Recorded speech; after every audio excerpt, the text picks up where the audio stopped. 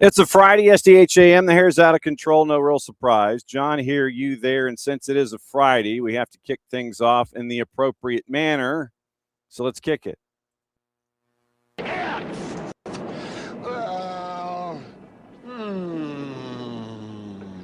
Come on, man. Go for it, dude. It's Friday. Friday.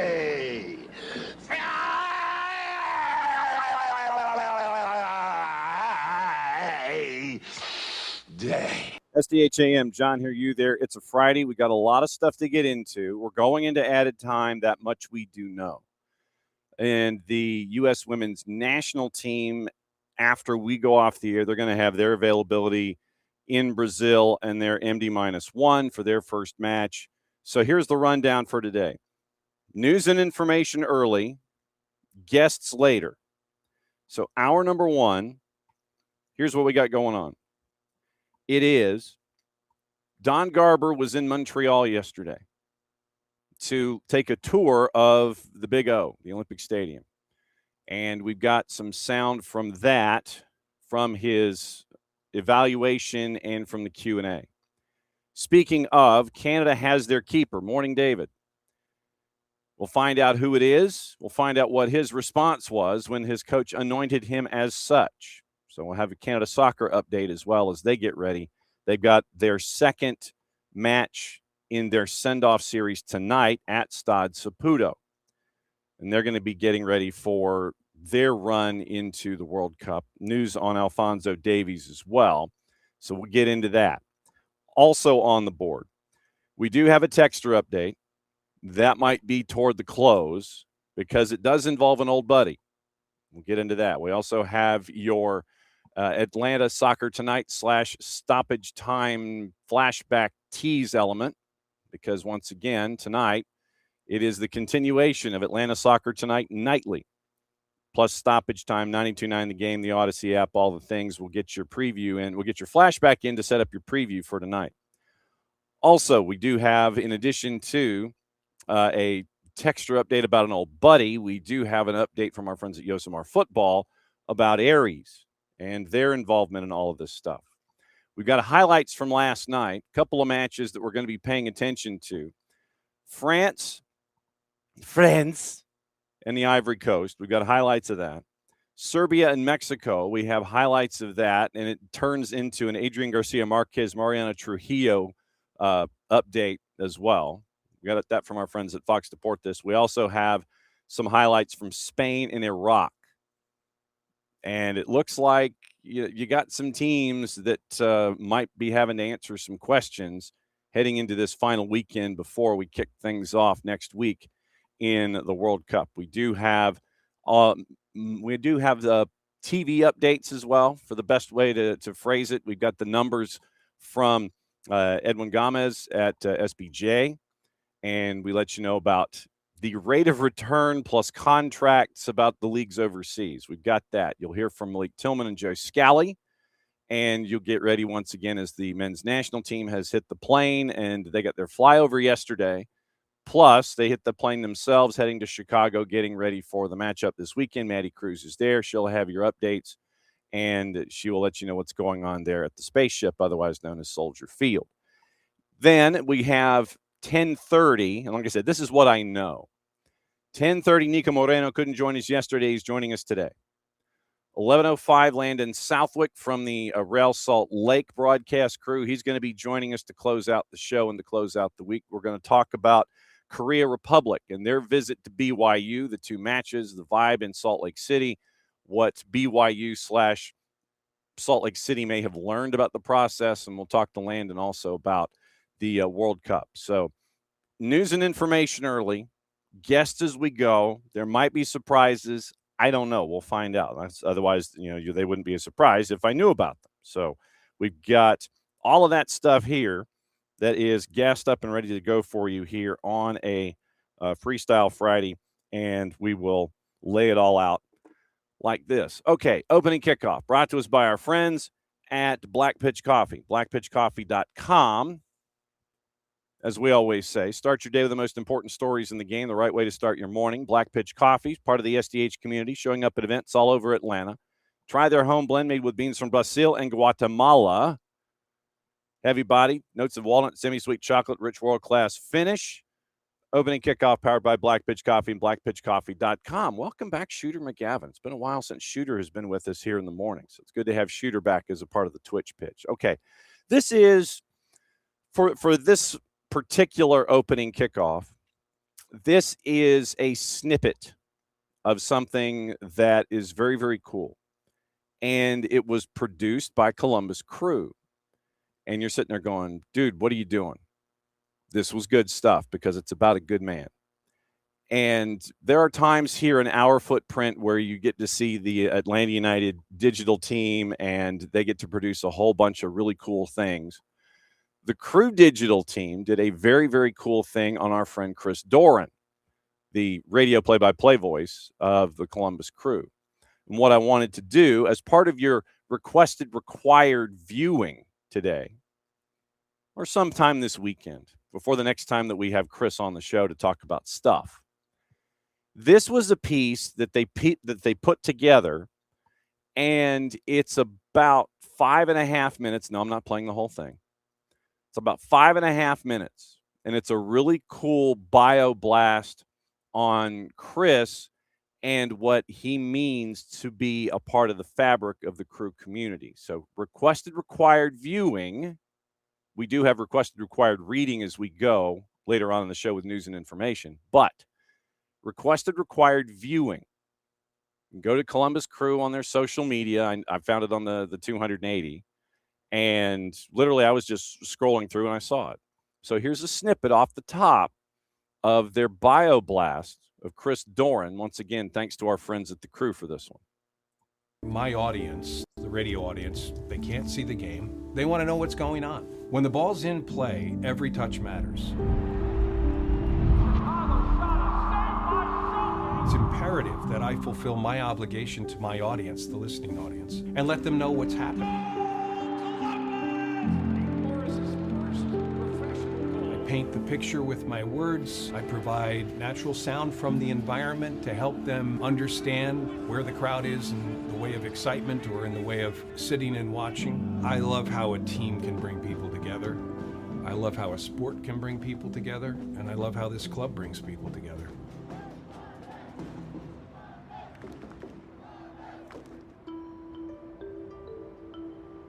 I knew I wanted to be a broadcaster when I went to college, and I thought I was going to be the next new anchor to the nightly news, but that didn't pan out. Matter of fact, my first job out of journalism in college was in radio. I fell in love with the medium very quickly, explored every facet of what that medium's about. I also got the opportunity to do radio and soccer. In a 1-1 tie with the Indiana Hoosiers. Hi again, everybody. As a program director, I decided that Indiana soccer deserved to be on the radio. Jerry Eagley and the Hoosiers kept winning championships, and I wanted to be a part of that. In fact, in this building at historic Crew Stadium, they won their 2003 national championship, and I was calling that game.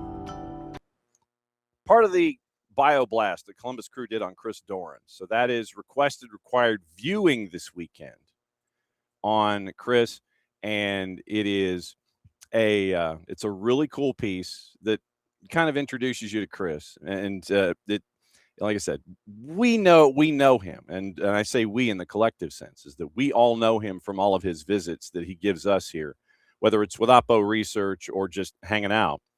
So they did a bit of a bio blast on Chris, and it was a really cool piece. So if you got some time, like maybe during lunch or something, and you're in front of your laptop or your favorite streaming device, give it a listen and give it a watch. It's really cool stuff that they did there with Chris. So opening kickoff brought to you by our friends at Black Pitch Coffee, blackpitchcoffee.com. Once again, starting your day with the most important stories in the game, right way to start your morning. Black Pitch Coffee, part of the SDH community, showing up at events all over Atlanta. Try their home blend made with beans from Brazil and Guatemala, heavy bodied, notes of walnut and semi-sweet chocolate, rich world-class finish. Opening kickoff powered by Black Pitch Coffee and blackpitchcoffee.com. All right, so that's opening kickoff this morning. Now, let's get into some of the national team stuff. We'll go national team, and then because of the byproduct of the location for Canada's match tonight, we'll get into Don Garber, and then we'll get off and running there. Because like I said, we got a lot of news to get into today to catch us up, to get us ready for the weekend, and then we've got our highlights and all that kind of stuff to get prepped in it as well. So first and foremost, let's catch up with the men's national team, let you know what was going on with them before they hopped on a plane and headed north. And here is part of the conversation that was had with Malik Tillman at the U.S. Soccer Arthur M. Blank National Training Center. Malik Tillman with the assembled media. World Cup for you, knowing both countries very well. For me, it's very special. Of course, I dream to be able to play in a World Cup, and then also playing Germany right before us, and amazing. I would say memory already. It's great to be here. It's great to be able to play this kind of game, and it's going to be very special and emotional for me. This Germany team has a lot of veteran players who are obviously very well known, very famous internationally. They also have some newer guys, some younger guys who you see in the Bundesliga. Landon Southwick certainly is one that comes to mind. What should the American fans know about some of these newer and younger German players? How good are they? Our best center backs we see playing in the Premier League. They will see in the game. They obviously have quality players. Even the young players are very good. They will see in the game, I would say. What has this week been like? Both here at the training facility, but also just at the hotel. The first week of World Cup camp. What has it been like? Very exciting.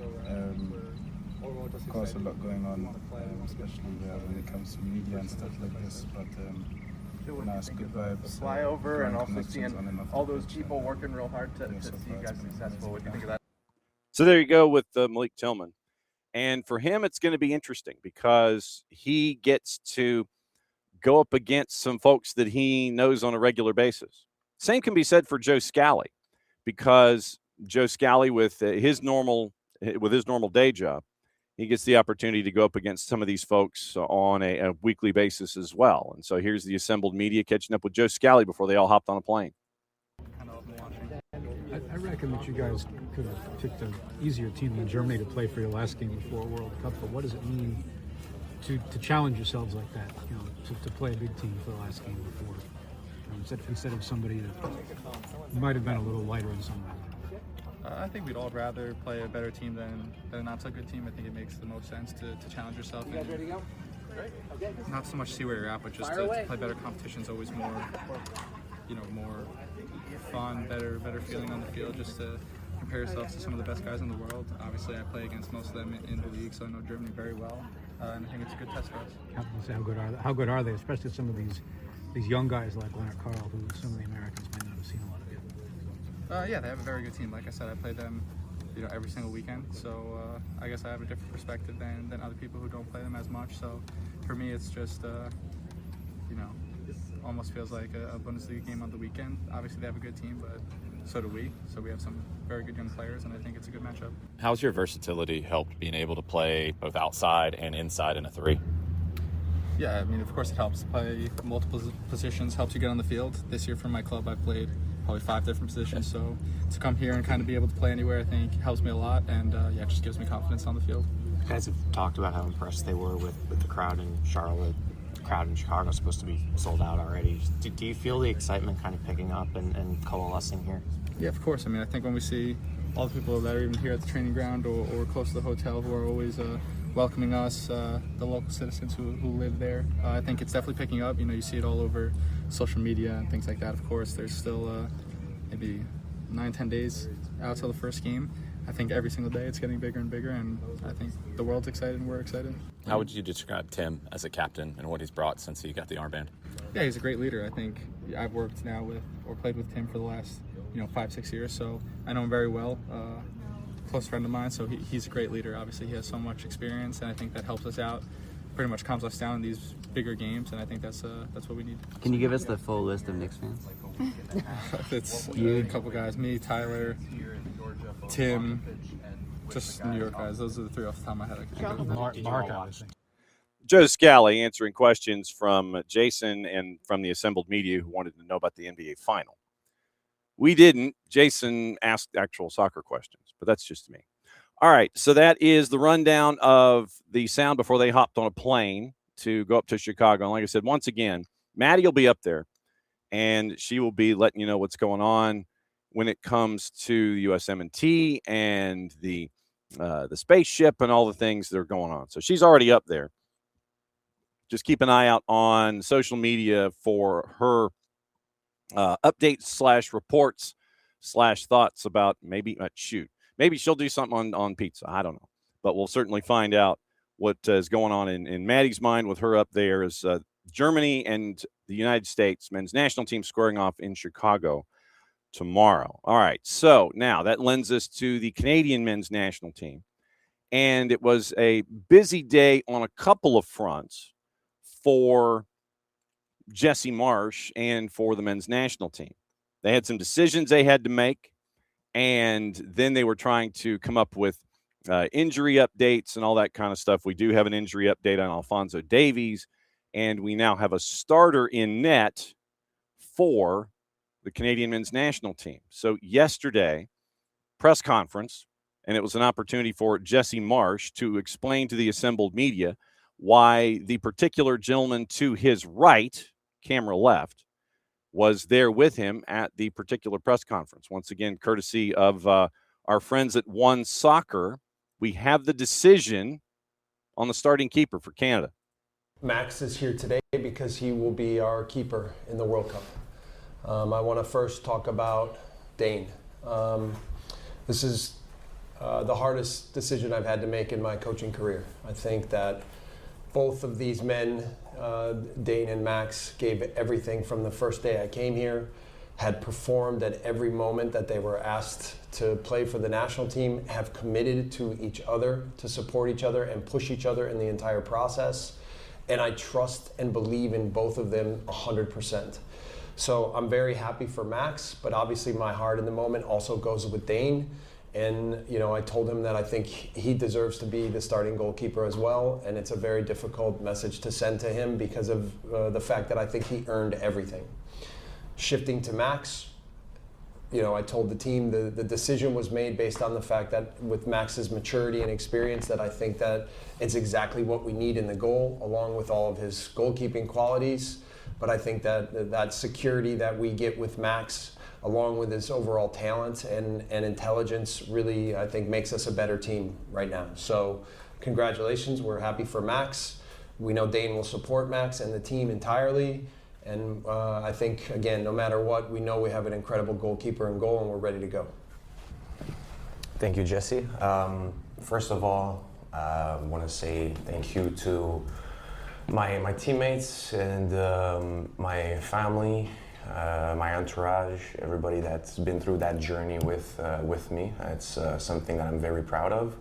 And obviously, I don't take anything for granted when I put the jersey on, so it's a moment that I can be extra proud at that moment. So just want to say thank you. And then obviously, for me, there's another point that I want to talk about is my relationship with Dane, where him and I, we knew since the first moment Jesse arrived it's going to be a hell of a competition, and it's been down to the wire, guys.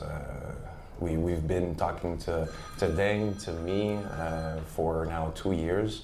And our personalities, we're very close, and we are here for one another in that moment. And I cannot say amazing words about Dane and his personality. You guys know the player, I know the person. Person is unbelievable. And so that's what I wanted to say at this time. Max Crepeau is going to be between the sticks starting for the Canadian men's national team. When was the last time that you heard something akin to a rotary phone. I just noticed that. When was the last time you heard something kind of like a rotary phone to interrupt a press conference? Because that was, I literally just picked that up. I was like, what's going on in the background? And that literally was one of those old phones. It sounded like one of those old rotary phones. You know, the old gag where you sit there and you see like the Princess phone, then you see the receiver kind of, you know, jangling off the top because of the vibration on the phone because you set the ringer volume too high. Literally, that's what it sounded like. When was the last time one of those kind of phones was available in a setting like that, in an office space or a conference room? That was just one of the craziest things that I just noticed. But Max Crepeau is going to be your starter between the sticks. And obviously, what we have seen with Max is last couple of outings in Major League Soccer, save for the absolute last one. It's been a rough year for him with the defense that's there with the purple team in Middle Florida. So it is going to be the starting keeper for a game against Bosnia-Herzegovina in Toronto on June 12. And so it is going to be Crepeau and Dane St. Clair. 2024 Copa America semis, then with the run that he's been on. And so obviously, if you talk to media up north, not an easy choice to make. Once again, remember that Crepeau missed out on the 22 World Cup because he broke his leg less than a month before the tournament. And so now he has circled back, and he is now the starter for this go-round. It has been, the last 18 months with Dane St. Clair and with Max Crepeau, it has been one of those competitions back and forth. And there was time where St. Clair was viewed as the number one. But now, apparently, in the eyes of Jesse Marsh, each starting 15 matches of the 30,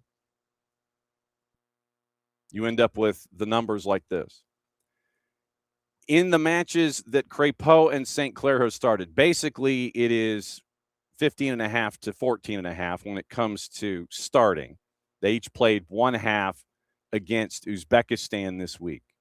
So literally it has been a 50-50 split for Jesse Marsh. Crepeau has conceded 10 goals on 49 shots, 39 saves, save percentage is 79.5. 7 clean sheets. St. Clair conceded 13 on 44, 31 saves, save percentage of 7.04. 8 clean sheets, a collective clean sheet against Uzbekistan. So, maybe you split that one or give that one both. So then you look at Crepeau in Major League Soccer, and you take and what our friends at One Soccer did is they took the numbers from the national team play and applied them to Major League Soccer. So basically, if Crepeau had a save percentage of 79.5 in Major League Soccer, which is what he has as a national team keeper, it would put him as the best keeper in the league with that metric, 79.5 shots in play in Major League Soccer. So if he kept that 79.5 save percentage, he'd be number one in Major League Soccer.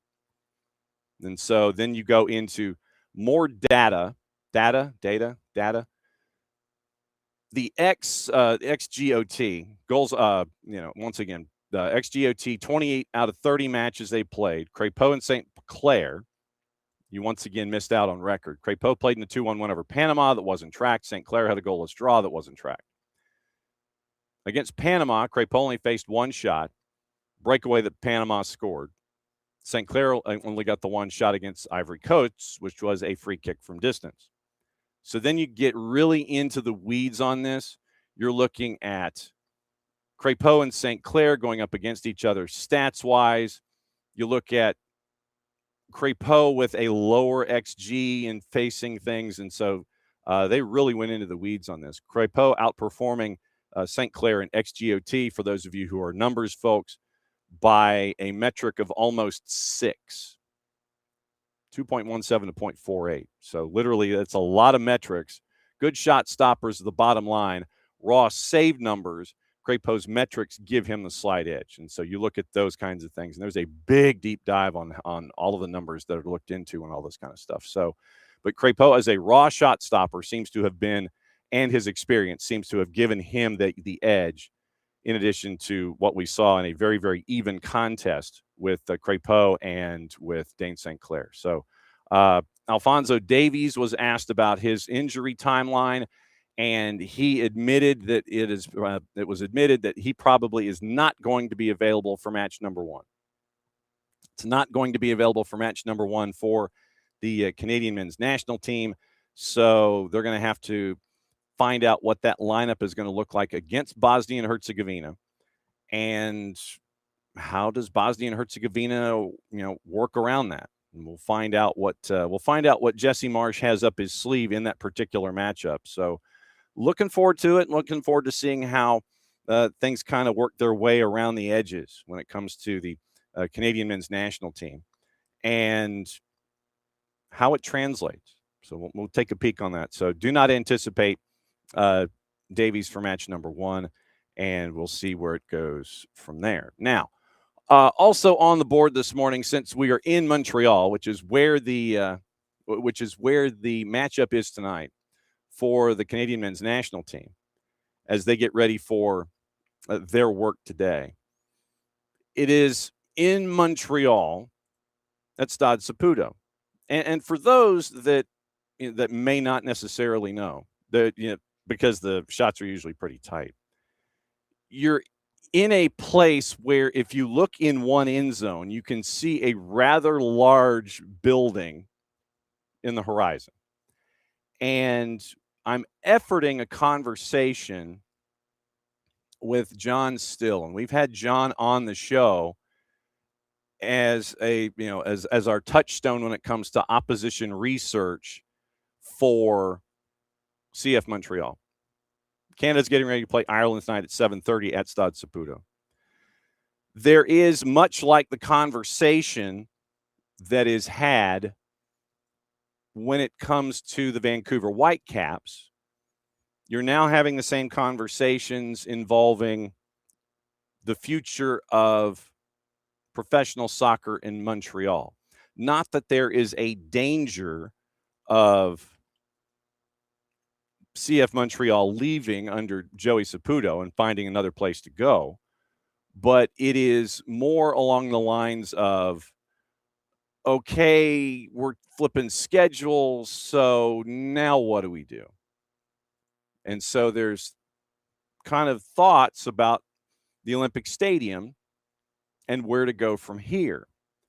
You're looking at a building that has been viewed as a boondoggle, a $1 billion boondoggle, because of, frankly, an umbrella that doesn't work.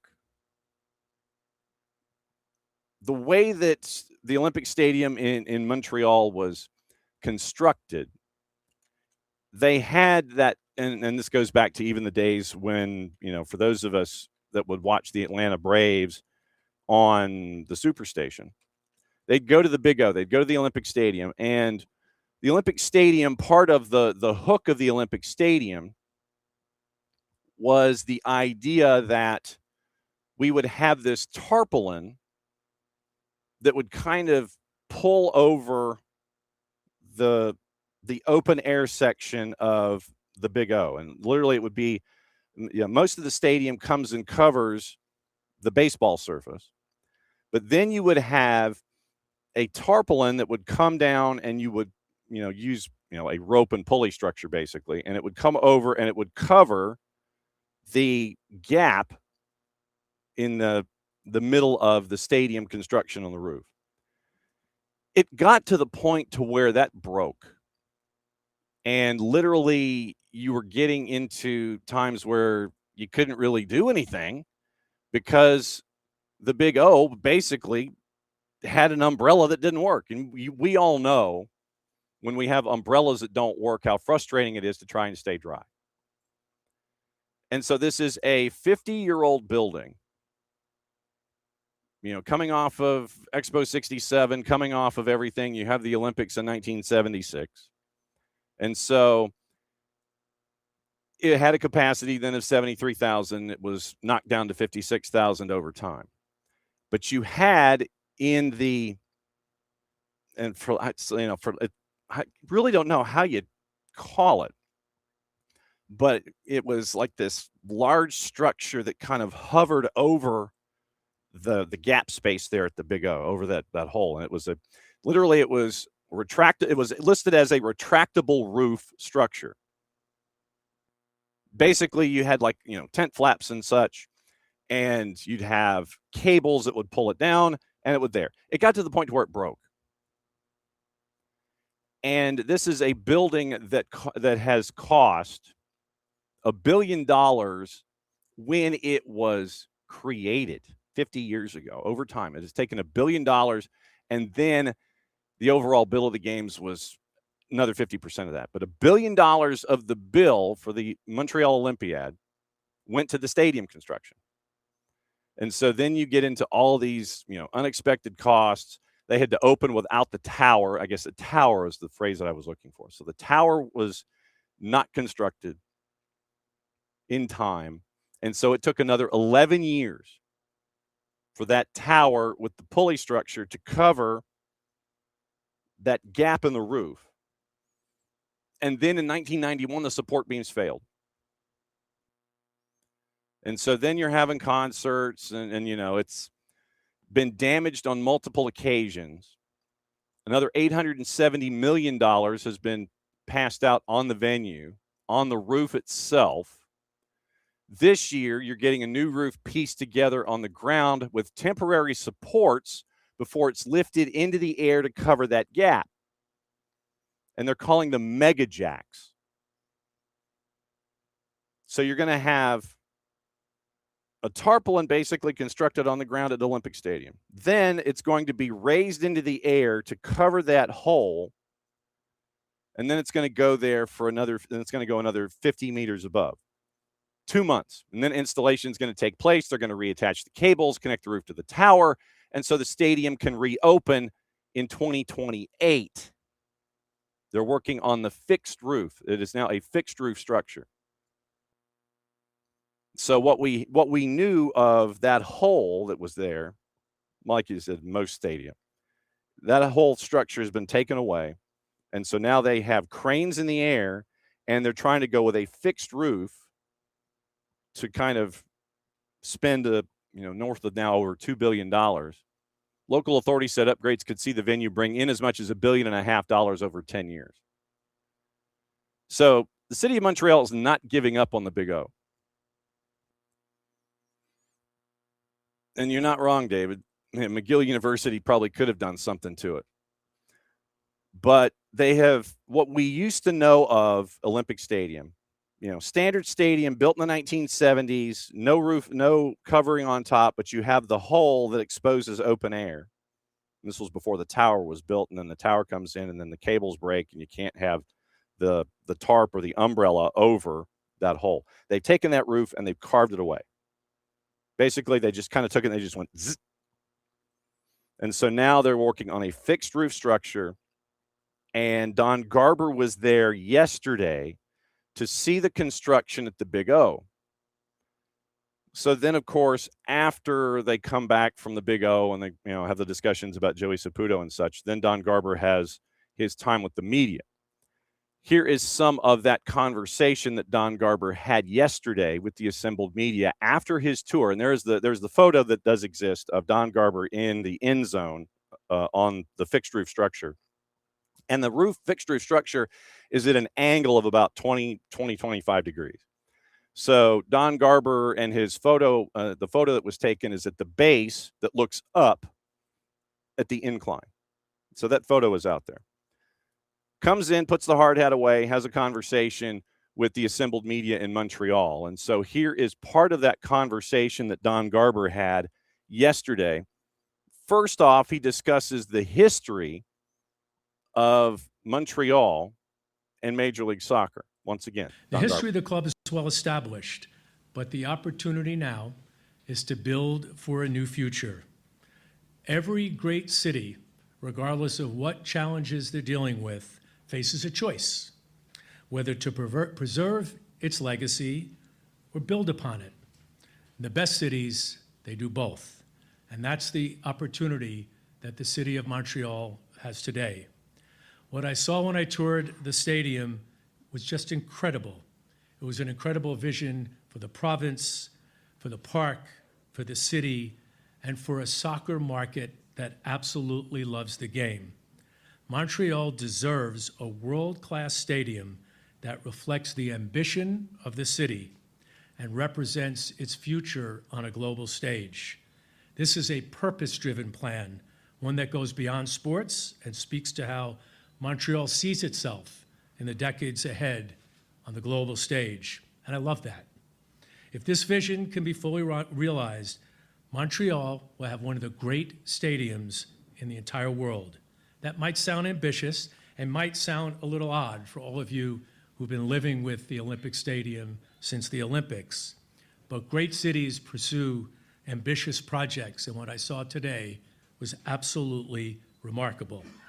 The full renovation of the city, not just the roof, but the entire stadium, is a great moment in the history of the city, in the history of sport in the city, and it will carry the park forward. And while CF Montreal is an important part of this renewed vision, this project is bigger than just soccer.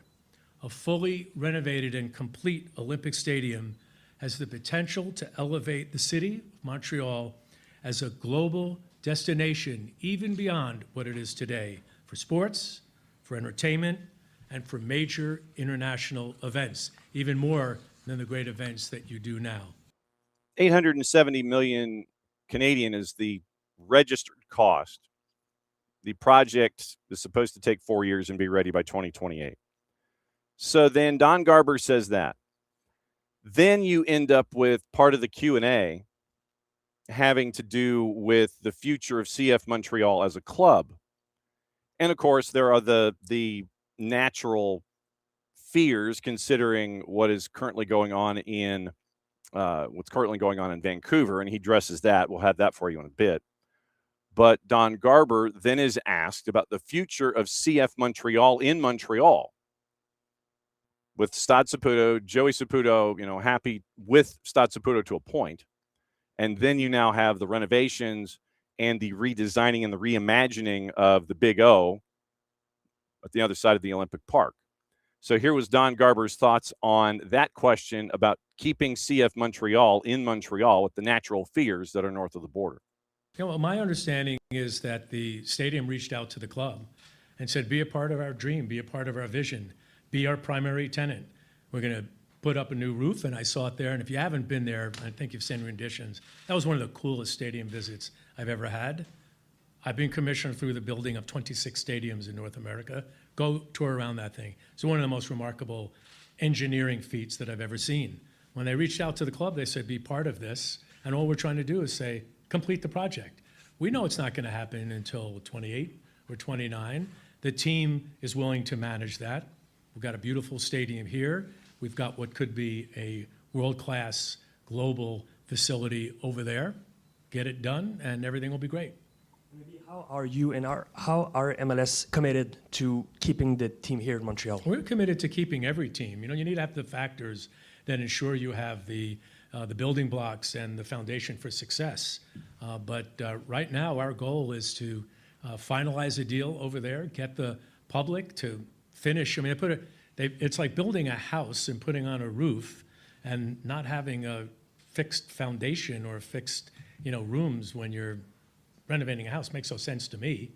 I understand there were challenges there were safety issues, but what's a new roof on a building that's not proper to be able to capture the opportunity, not just for CF Montreal, as I said in my remarks, for the entire city. You all know what that building is like. I was there, by the way. Most of you don't know this. I was part of the international business at the NFL. I was here in 1990 for a NFL American Bowl game. I've been in that stadium many, many years ago, and I've been in that stadium during the CONCACAF Champions League final with Club America and Montreal. That stadium can be brilliant. So just finish the job. The stadium can be brilliant, just finish the job. That was interesting the way that was phrased at the end of that particular question.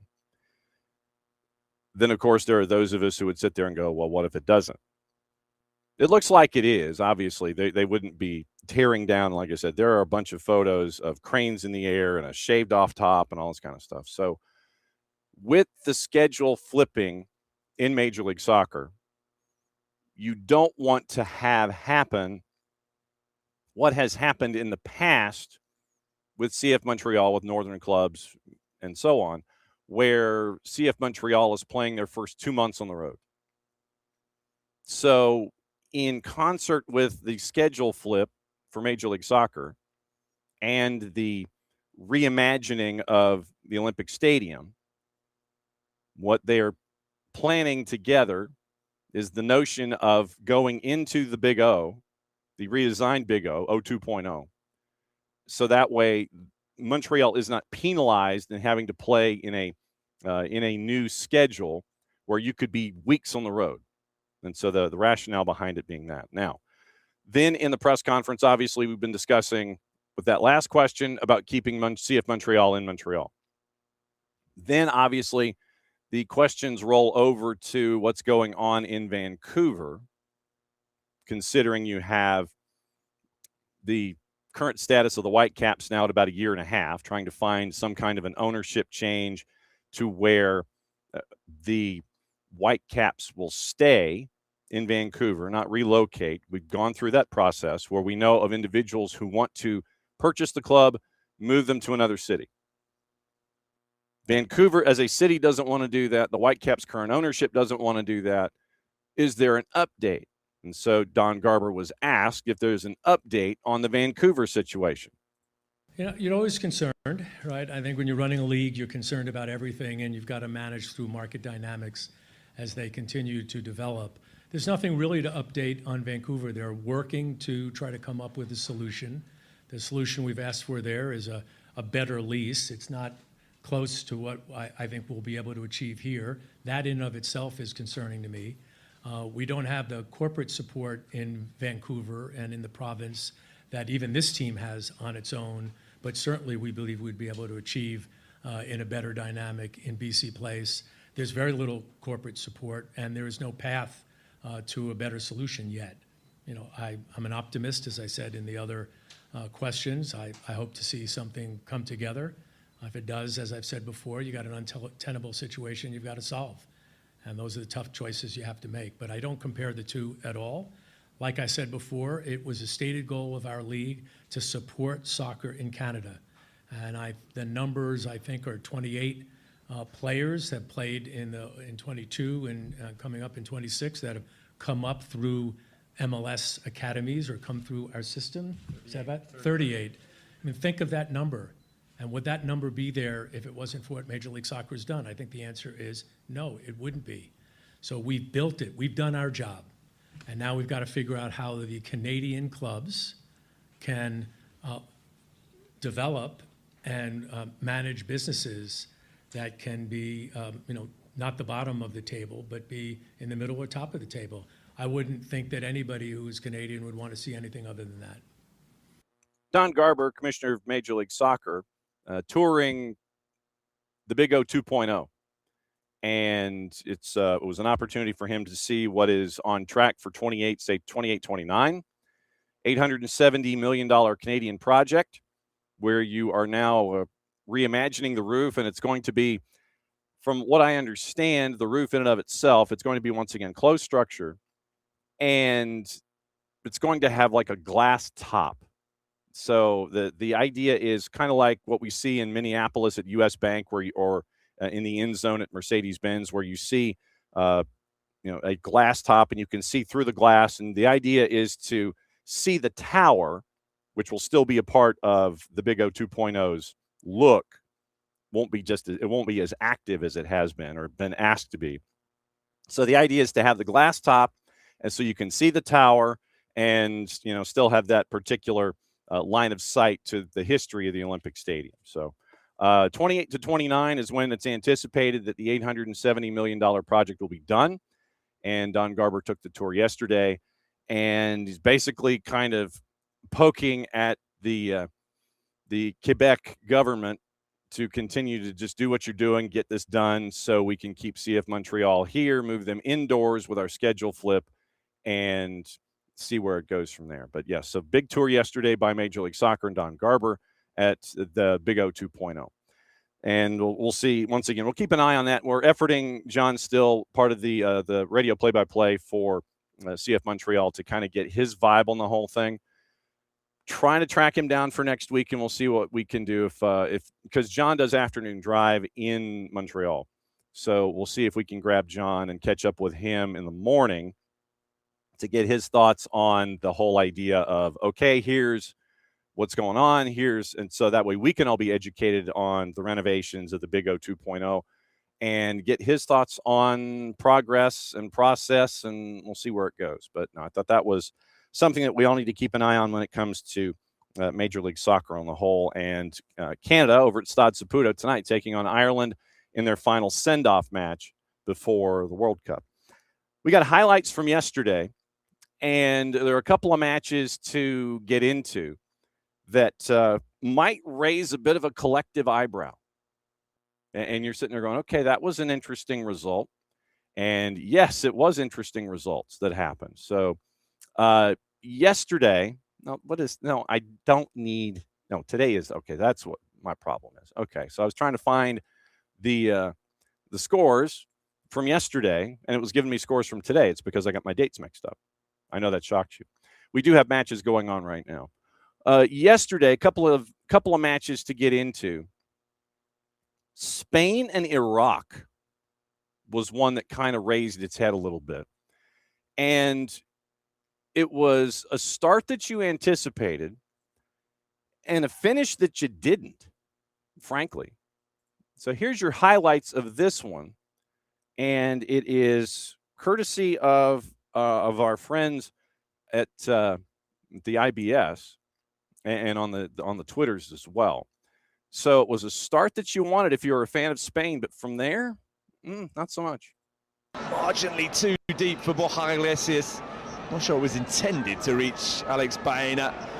And once it did, Gavi was looking to get himself back on side. Dealt with by Laporte. And now Borja Iglesias can let it run for Ferran Torres. Spain in business here. Ferran Torres going alone!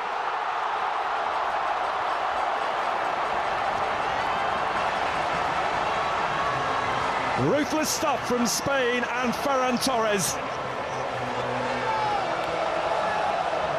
Quick as a flash from one end of the field to the other.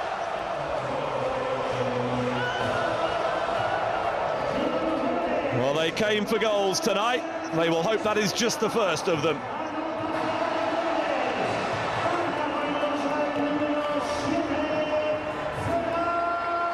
And never mind the opponent, you simply cannot afford to give players of the quality of Ferran Torres that sort of space to run into, that kind of time to make up his mind. Back up. Wonderful pass. Doski. Oh, yes! Something very special from the boot of Mirkas Doski to get Iraq level. Who saw that coming? Not Joan Garcia. Stephen Wyatt on the call for Spain and Iraq. Goal for Ferran Torres in the 16th. Mirkas Doski from the far left-hand side brought in, and it looked like it was a shot. It was not a cross shot or anything like that. Mirkas Doski around the defender, over the keeper from distance. No goal scored after the 27th minute. So Spain and Iraq draw at 1. Once again, no Lamine Yamal, no Niko Williams, no Pedri, no David Raya, but a great win for Graham Arnold and Iraq heading into the World Cup tourney. Goal in the 27th, equalized. The second 45 didn't really give a whole lot to the crowd that was there at Deportivo La Coruña and the Estadio de Riazor in La Coruña. So final home match for Spain. A 1-1 draw with nothing scored after the 27th minute. Reigning European champs get one more dress rehearsal. They're playing Peru in Puebla before their first match against Cabo Verde on June 15.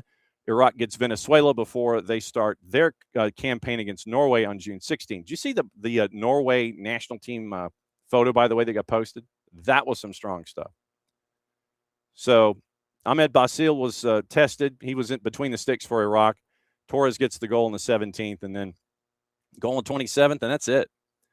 So 1 goal each. Great showing for Iraq and Graham Arnold, getting ready for the matchups coming up here and then on the World Cup. Then you end up with France, and the Ivory Coast. And the highlights here, courtesy of our friends from Fox Soccer, there is a name that Jason has mentioned to keep an eye on for the success of France, and it's Ryan Cherky. Ryan Cherky against Ivory Coast came up big in the first 45. Here's your highlights of this one, once again, courtesy of our friends at Fox Soccer. We will discuss after the highlights. Still, there's a France threat, though.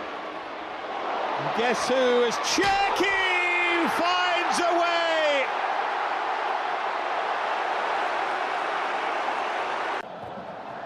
Oh, terrific ball through. Flag stays down. This for the equaliser. Ice cool Geladue.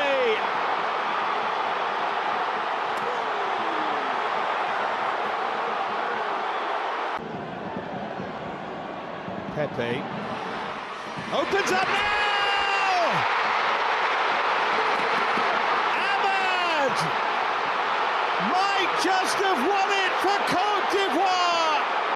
And he did. What's going through the mind of Desiree Doué in that one? We'll go over the goals here. So, first goal on the board, Ryan Cherky. Absolute troublemaker. Keep an eye on Cherky. I think Cherky, as Jason has said, for a long time, Cherky is a great pickup for Manchester City. And Cherky is going to be a boatload of trouble for anybody that goes up against France. So just before the half, they're up 1-0. Didier Deschamps makes a lot of changes for the second 45. Gueladue, whose brother was on the bench for the France side, France, gets a goal in the 53rd.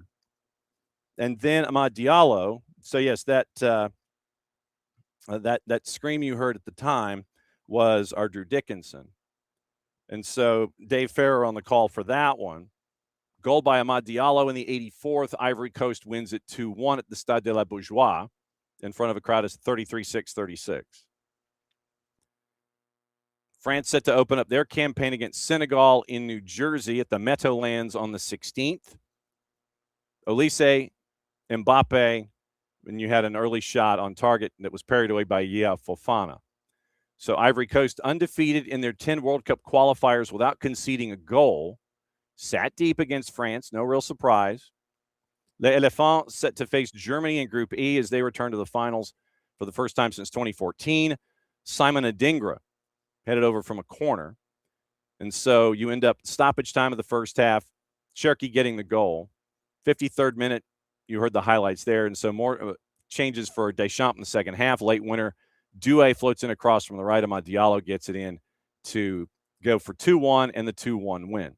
But, yeah, so Gueladue scores in the 53rd. And your brother Desiree was sitting on the bench watching that happen. So French-born Gueladue for Ivory Coast gets the goal. Your brother's sitting on the bench watching it happen from the other side. Starting 11s, Mikey Maignan in net left to right. Hernandez, Upamecano, Konate, and Koundé, Tchouameni playing ahead of them in the 4-1-4-1. Thuram, Rabiot, Cherky, and Olise with Kylian Mbappe up top in a 4-1-4-1. For Ivory Coast, it was a 4-4-2. Fofana in net, Konan, Agbadou, Singo, and Doué left to right at the back. Diamande, Fofana, Kessie, and Diakite behind Adingra and Wahi. And we mentioned all the subs. These are the subs that that if you are Didier Deschamps, this is what you get to go to on the bench. Ibrahima Konate, Upamecano. You have you got Lucas Hernandez, Maxence Lacroix, Luca Digne, Malo Gusto, Oren Zaire Emery, Manu Kone, N'Golo Kante, Jean-Philippe Mateta, Bradley Barcola, and Magnus Akliouche. And you didn't use William Saliba, Desiree Doué, or Ousmane Dembele. Bryce Samba was your second keeper. Robin Reeser was your other position player. So literally, you did have your fire wagon changed by Didier Deschamps, but you still have that on the bench. You had that on the bench to go to. So France is going to be one of those places that you're going to be looking for, folks. Then late night, Serbia and Mexico. And this was at the Estadio Nemesio Diaz, the home of Toluca. And this also, unbeknownst to us at the time, gives us our Adrian Garcia Marquez update. He was paired with Mariano Trujillo and Rodo Landeros. It started out, Serbia had the lead in this one. And then they didn't. Once again, courtesy of our friends at Fox Deportes. To do some magic inside of the box. Good attempt for Mexico, but again, it's a third one that they have in front of the goalkeeper, and they cannot score the goal. Yeah, they're going to play it short now. It's going to be leader. Gutierrez, or excuse me, from Sanchez. Golazo! Goal! Goal! Don't mess with the Johan! Again! Excellence from Johan Vasquez to finish it off, and I say golazo because it happens so quick. You have to be ready, and when you're a central defender and you're the guy scoring goals going into the World Cup, take off my hat. Johan Vasquez goal, and it's 1-1. Already coming up big with the saves. Rodo Landeros, I want to go to you on... Oh, no! Goal! Auto goal! Rodo, did you do that? The dark arts of the Inferno, my friend. Well, I want to see the remix. What looked to be routine, gentlemen, turns into the goal for Mexico. So maybe all of that saving that Stankovic had been doing, some sort of weird cosmic justice for the fans, they get their goal. Yeah, I mean, it was Johan Vasquez making a mistake in the first goal. Now is Serbia's back line. Israel Reyes or Jorge Sanchez, honestly, they haven't make a statement that they have to be either or the starting right back for Mexico. Alvarado getting into Gutierrez, goal, filter pass to Alvarado, who sets it up for Quiñones, Quiñones, Quiñones, bang, goal! Goal! Raúl playing the deflection, the instincts of a hunter. Mexico 3, Serbia 1. And that was a lot of Quiñones, the firepower, Mariano Trujillo, as Gutierrez sets it all up. Quiñones fires off of the palo, but a guy who knows how to score, who has the instincts, who's got the numbers, who does it just like breathing. Raúl Jiménez knew exactly what to do with it. This is our AGM update. Adrian Garcia Marquez, Mariano Trujillo, Rodo Landeros, and Fox Deportes. Okay, I do have guest updates. It looks like Tony Husband's going to be joining us in about 10 minutes. And it also looks like Jorge Perez Navarro is going to be joining us at 10:30. So because I have our master sheet from our friends at Apple and the race that Kirk Reynolds gets to provide every single week for us. But Tony Husband at 10:15 and Jorge Perez Navarro is going to be joining us at 10:30. So we got to kind of do this on the hop. All right. So that's your highlights. Let's get into what to watch, where to watch it, how to watch it, look at your juice boxes, and get you ready for everything here. So today, it is going to be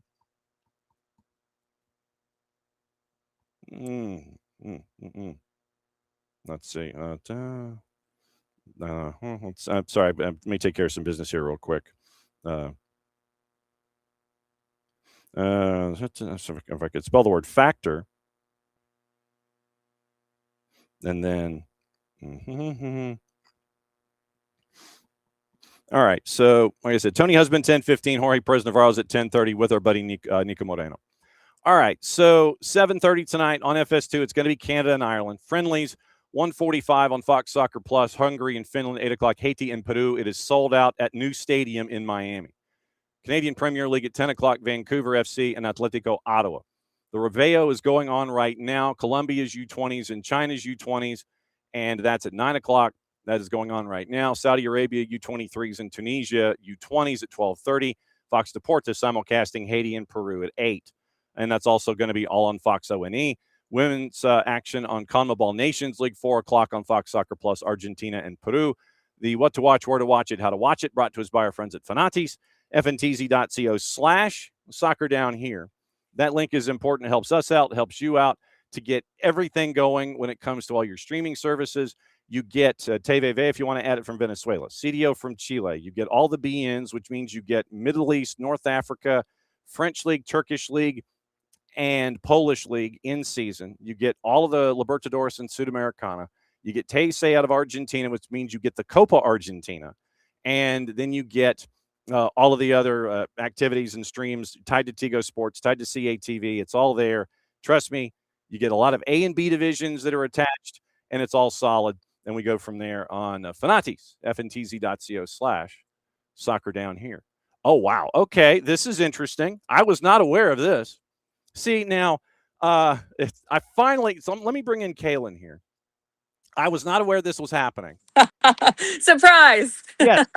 Literally, I look at Kirk's text, and he goes, "Oh, and so is going to be joining you." And yeah, Kaylyn's going to be joining you now.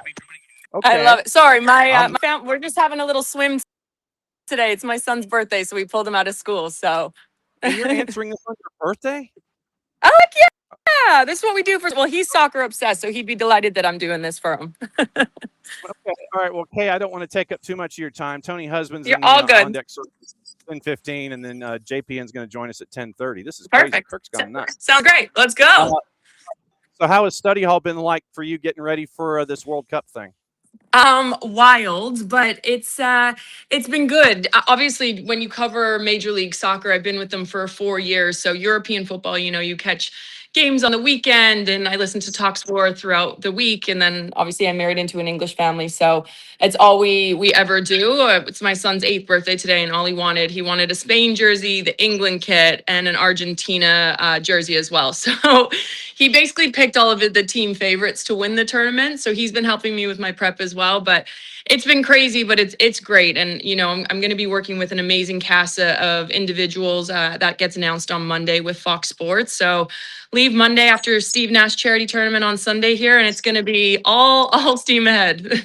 Well, I mean, I would have given like the surprise gift, like maybe a Cabo Verde jersey or something, so that you get to learn about Steven Moreira and Pico Lopez and all the other really cool stories. In your study hall, what are some of the cooler things that you've kind of thought you're going to sit there and kind of hide and go, I'm going to hide this. I'm not going to tell everybody about this until they ask me about it. You know what? Sorry, I have like a tickle in my throat because I'm like under stress pressure. We need you properly hydrated. Yes. Okay, I got it here. Take your hydration break. It's okay. It's funny. I've learned my lesson a few times in the past. We do these production meetings, and you kind of give like your best stuff or your big takes or your tactical break. And there's your freezing. I knew that was going to happen sooner or later. Hang on, Kaylyn. Hang on. Go to your Wi-Fi. Let's see. So, hang on. Yeah. Are you on your home Wi-Fi? Do you want me to take it off? No, put it on the home Wi-Fi. Put it on. Okay, I'm on. Yeah. Okay. So just getting back to your point there, apologies for that. No, I've learned my lesson a few times where, you go in and you kind of get like cool information or little like notes about players or tactical adjustments that a manager, because you have a good relationship with them in a World Cup. And I brought it to production meetings, and you say it, and then you get on air and someone uses it and you're like, what the hell? So yeah, no, I've been there. I've done that. I've learned my lesson. There we go. It's a Friday. Definitely a Friday. It is definitely a Friday. Hold on. Let me move. Okay. Maybe this will be better. That's all right. I'll go buy my son's balloons. So I've definitely learned my lesson in the.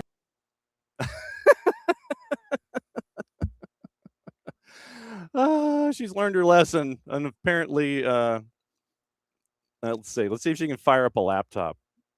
Nothing like Kaylyn. It's like, okay, so, could I be bad luck for you guys, or what's going on? No, it locks up. I was gonna say, where's your nearest laptop? I don't even. It's packed. Everything's packed away. It's been exciting though, and again, I'm working with tons of amazing people that have played in World Cups, that have coached coached in World Cups, and talent and American talent. And I genuinely can't wait because actually I know the game, but I can bring personalities out of people when, you know, a former manager, you know, might be really straight shot and, you know, not a lot of, doesn't come across as fun, but then you meet them behind the scenes and you're like, no, I'm bringing your personality you on air. So it's going to be really nervous because I've never worked with Fox before. So I'm absolutely. Oh, we're fighting it hard. We are fighting it hard. She's nervous because she hasn't worked with Fox before, and so we know what's going on. So Kaylyn's nervous, and apparently so is her phone. Yeah, I don't know what's going on, but I am really excited. They've been incredible. And it dumped. Wow, I guess somebody tried to call her there. It's crazy. All right, so what I'll do is I'll just let Kaylyn wrap up her point and go back to her birthday party, and we'll do that. And then Tony Husband set to join us at 10:15. Jorge Perez Navarro and Niko Moreno joining us at 10:30. We're off the rails. Landon Southwick's going to join us at 11:05.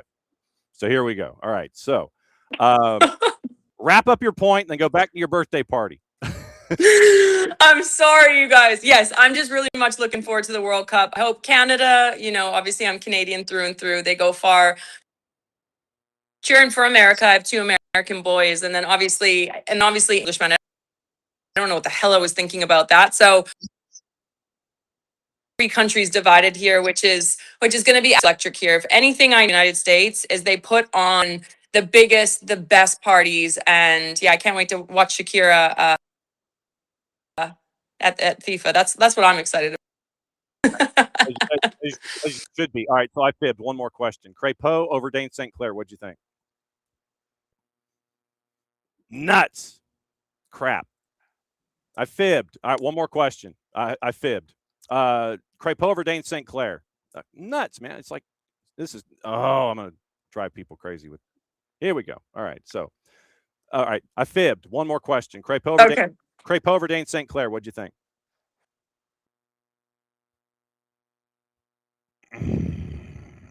She was thinking that was a great pose. That was a great pose. Honestly, after Crépeau's last game, I would probably go with him because both of them obviously have. Kaylyn's on a phone, on her Wi-Fi, in the house at a birthday party for her son. See, this is what's going on. It's a comedy of errors. I'm going to go Crépeau. That's it. Done. I can't do an explanation because I'm going to get kicked off. There you go. Good deal. Go back to your birthday party. Thanks for hanging out. Bye, guys. All right, there goes Kaylyn, and she's out the door. That was crazy. All right, so Kaylyn Kyle is come and gone, and so that was fun. Okay, so that was nuts.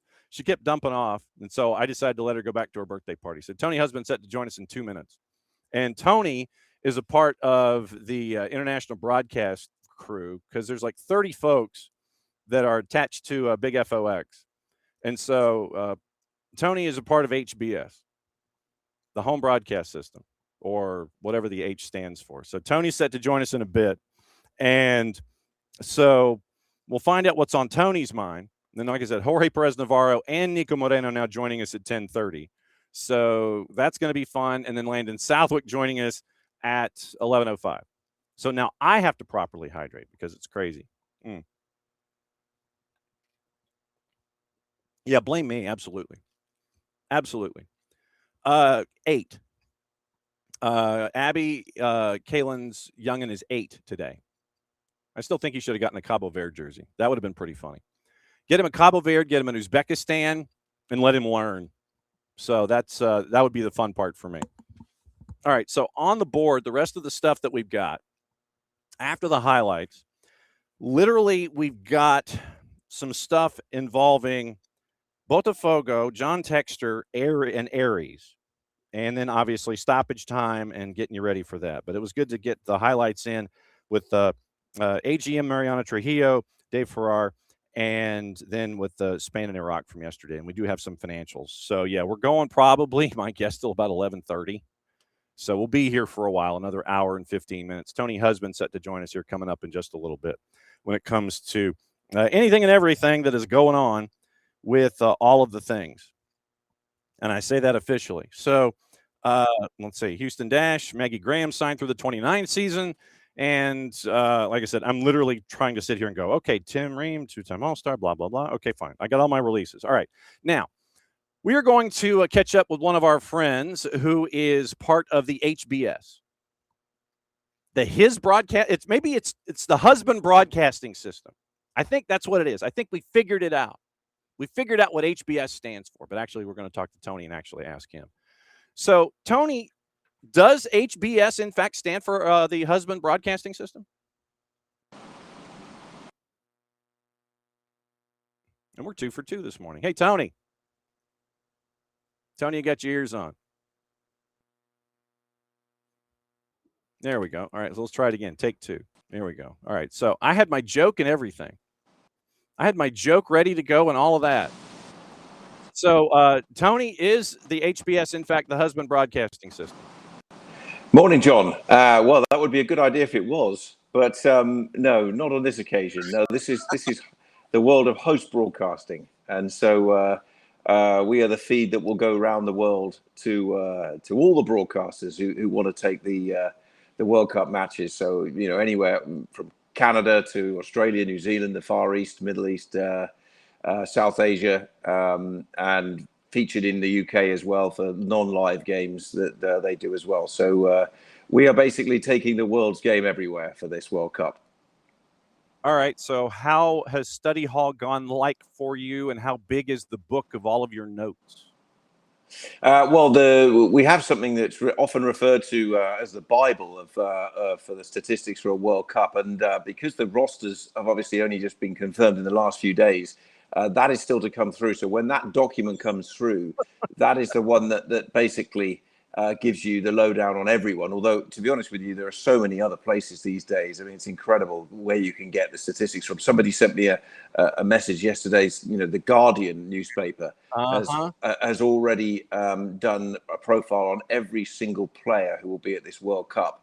And to a certain extent, actually, I think there is a point where this is something where you have to be a little bit careful not to kind of just get too immersed in statistics.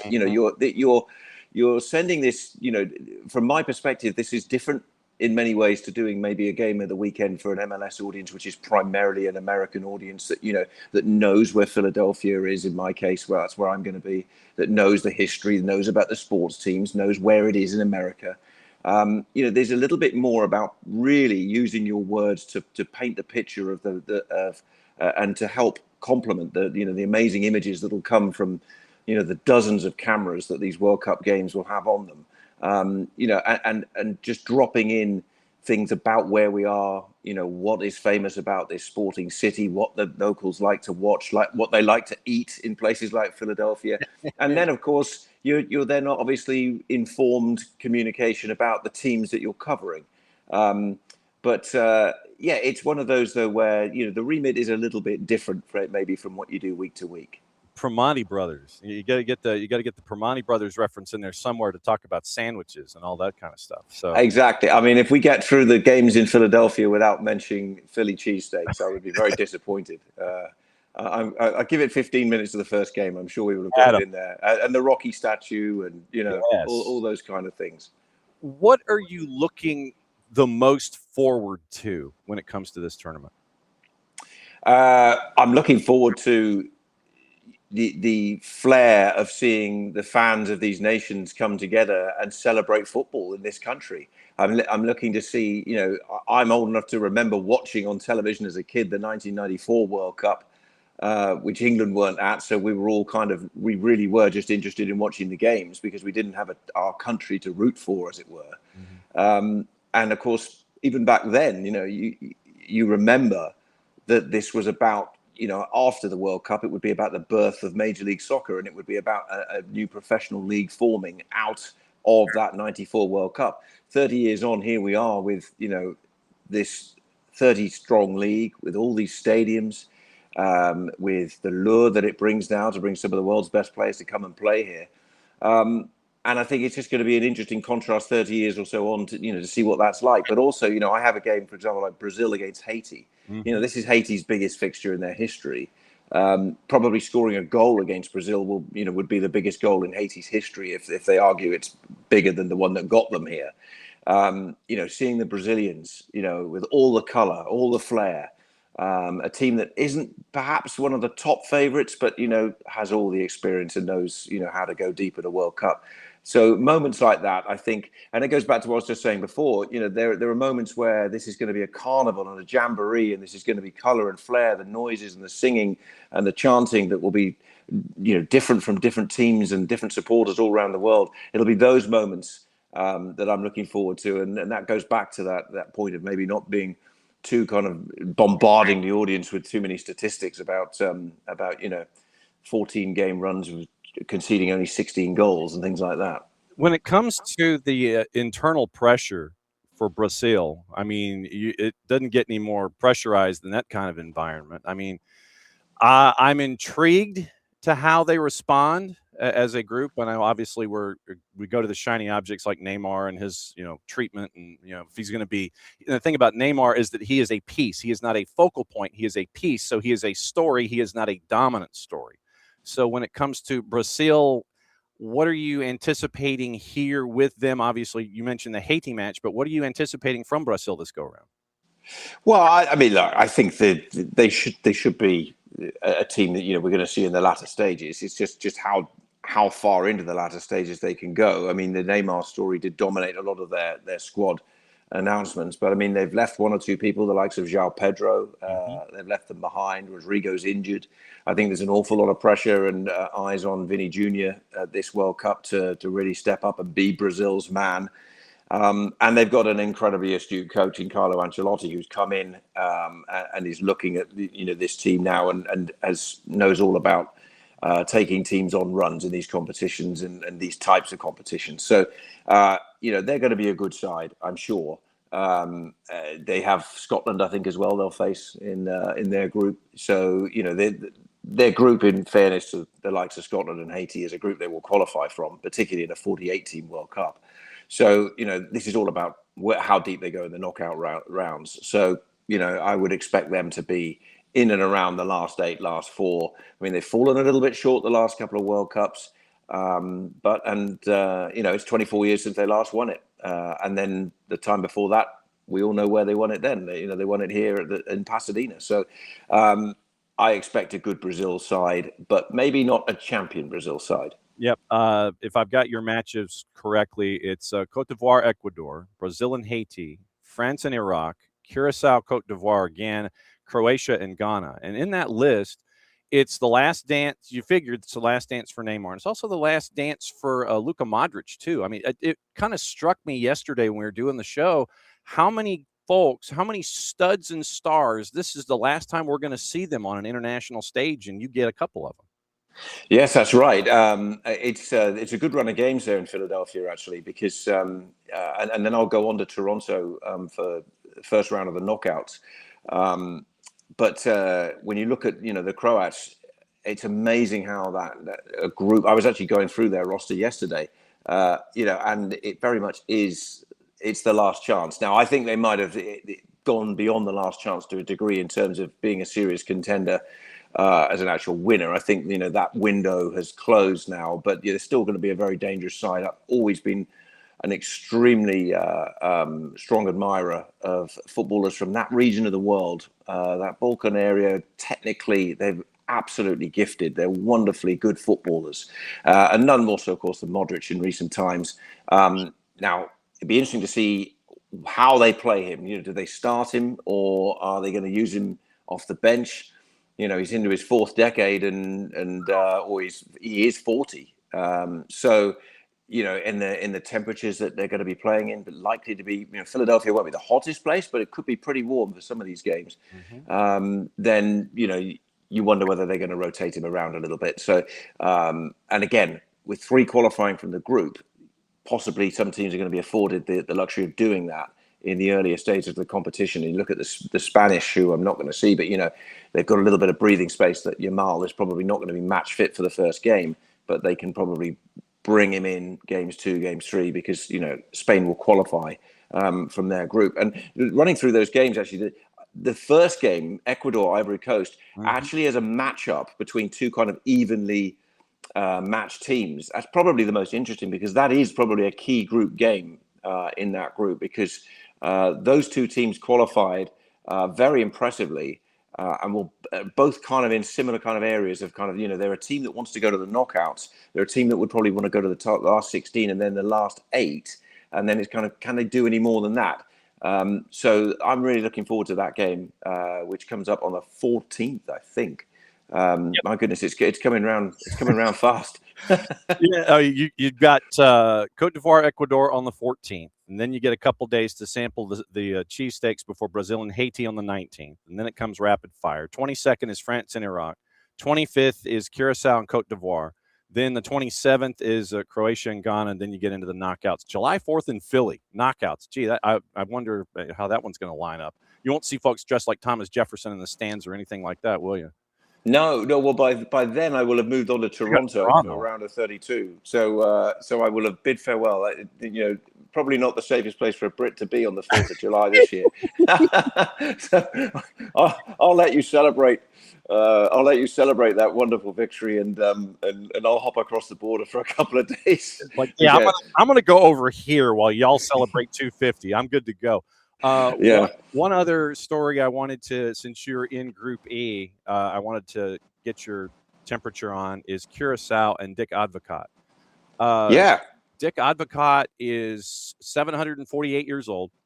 And I mean that in jest. It is great what he has been able to do with Curacao to get them to this stage. He had to step away for family matters because of the health of, I want to say it was his daughter, and had to step away for a bit. Now he's back. And so Dick Advocat gets to finish in a way what he started. I think that's another one of the really cool storylines here this year. Absolutely. Yes. I mean, I was quite disappointed, obviously, like everyone, you know, and sorry to hear that he was stepping down. I mean, to be honest, if you buy most of the World Cup guides that have been out for the last couple of months, you know, they've all got about how Dick Advocat stepped down after the qualifying. And then suddenly he's back, which is great news. And hopefully that's obviously good news for the Advocat family and everything.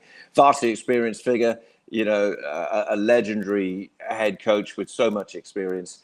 And the Curacao story is a remarkable one. You know, they've made it to this World Cup finals. One or two familiar names. Aloy Room is their goalkeeper, former Columbus Crew. The Bacuna brothers, who've both played in England. Leandro, who played for Aston Villa, and Juninho, very aptly named Juninho Bacuna, who has actually played at Birmingham City, ironically. So, you know, look, teams like Curacao, Haiti, you know, they come to this tournament to add to the flair, to add to the enjoyment, to add to the feeling of it's the world's game, and it truly is the world's regions that are getting a chance to qualify for these World Cup finals. They're the best from where they come from. Realistically, they're likely to be group stage type teams, but of course you never know, because with 3 teams qualifying from a lot of the groups, best third place teams going through to the last 32, you know, there's a window if you can get a result. And that's what these teams, I'm sure, are holding on to. You get one result, and then you're absolutely in this. And so it'll be very interesting to see, you know, how teams like Curacao can get on, and just to see their supporters and everything enjoying the scenery of. In my case, it'll be, you know, they'll be in Philadelphia. I think that they may well play another game in Atlanta. I haven't got their full schedule in front of me, but you know, they've got to play obviously a strong Dutch link. A lot of players who, you know, have been able to qualify for both Curacao and could have played for the Netherlands, or be, you know, represent the Netherlands. So, you know, again, they'll be good footballers. Just be interesting to see how far Dick Advocat could take them, and can they cause any shocks? Yes, and that is the fun of this particular tournament. Pilgrims finished 8th out of 24 in League One, so safely in League One this year for Plymouth Argyle. Nicely done there. Yeah, well, I mean, probably last time I was talking to you, we were almost looking like relegation fodder. So we were from December onwards to the end of the season, we were championship kind of form in League One, and we just came up short. But until the last 3 minutes of the regular season on the final day, we were actually in 6th. And then our 2 rivals, who were Luton and I want to say one other team. There were 2 goals basically that were scored at other grounds that basically knocked us down to 8th. Luton scored, I think, at Bolton, who are now managed by Stephen Schumacher, the former Plymouth manager, who then took Bolton to promotion. So Plymouth fans are not sorry, not upset about that at all. Of course, congratulations, Stephen. Well done. Yeah, Bolton was 5, Stevenage was 6, Luton was 7. Yeah, I think Stevenage scored. That's right. Stevenage and Luton scored, so they went above us in the final moments as we were winning in Northampton. So, I'm telling you this like it feels like yesterday. I still remember the minutes. It's like 87th minute. We're still in front. So that's what it does to you. When it's your team.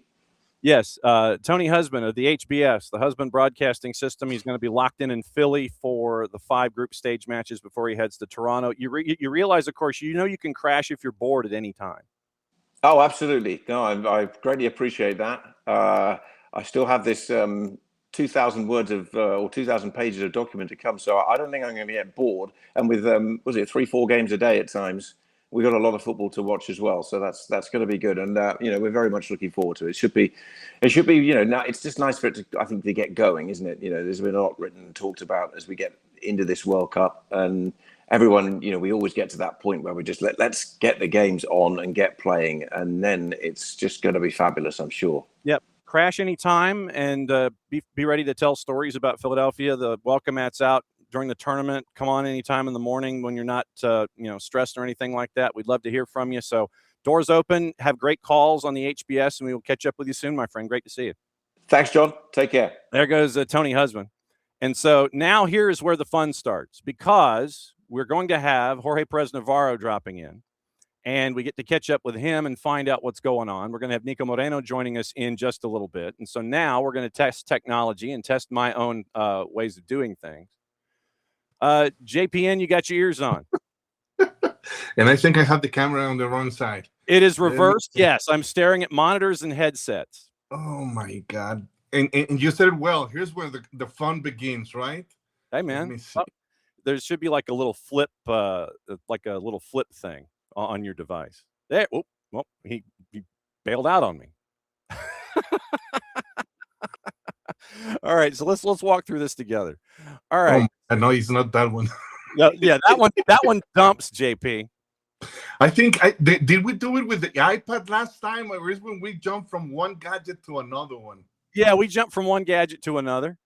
I mean, God. you know what? What I can do is I can just take the camera off and we can just listen to you. That's perfectly fine. No, let me just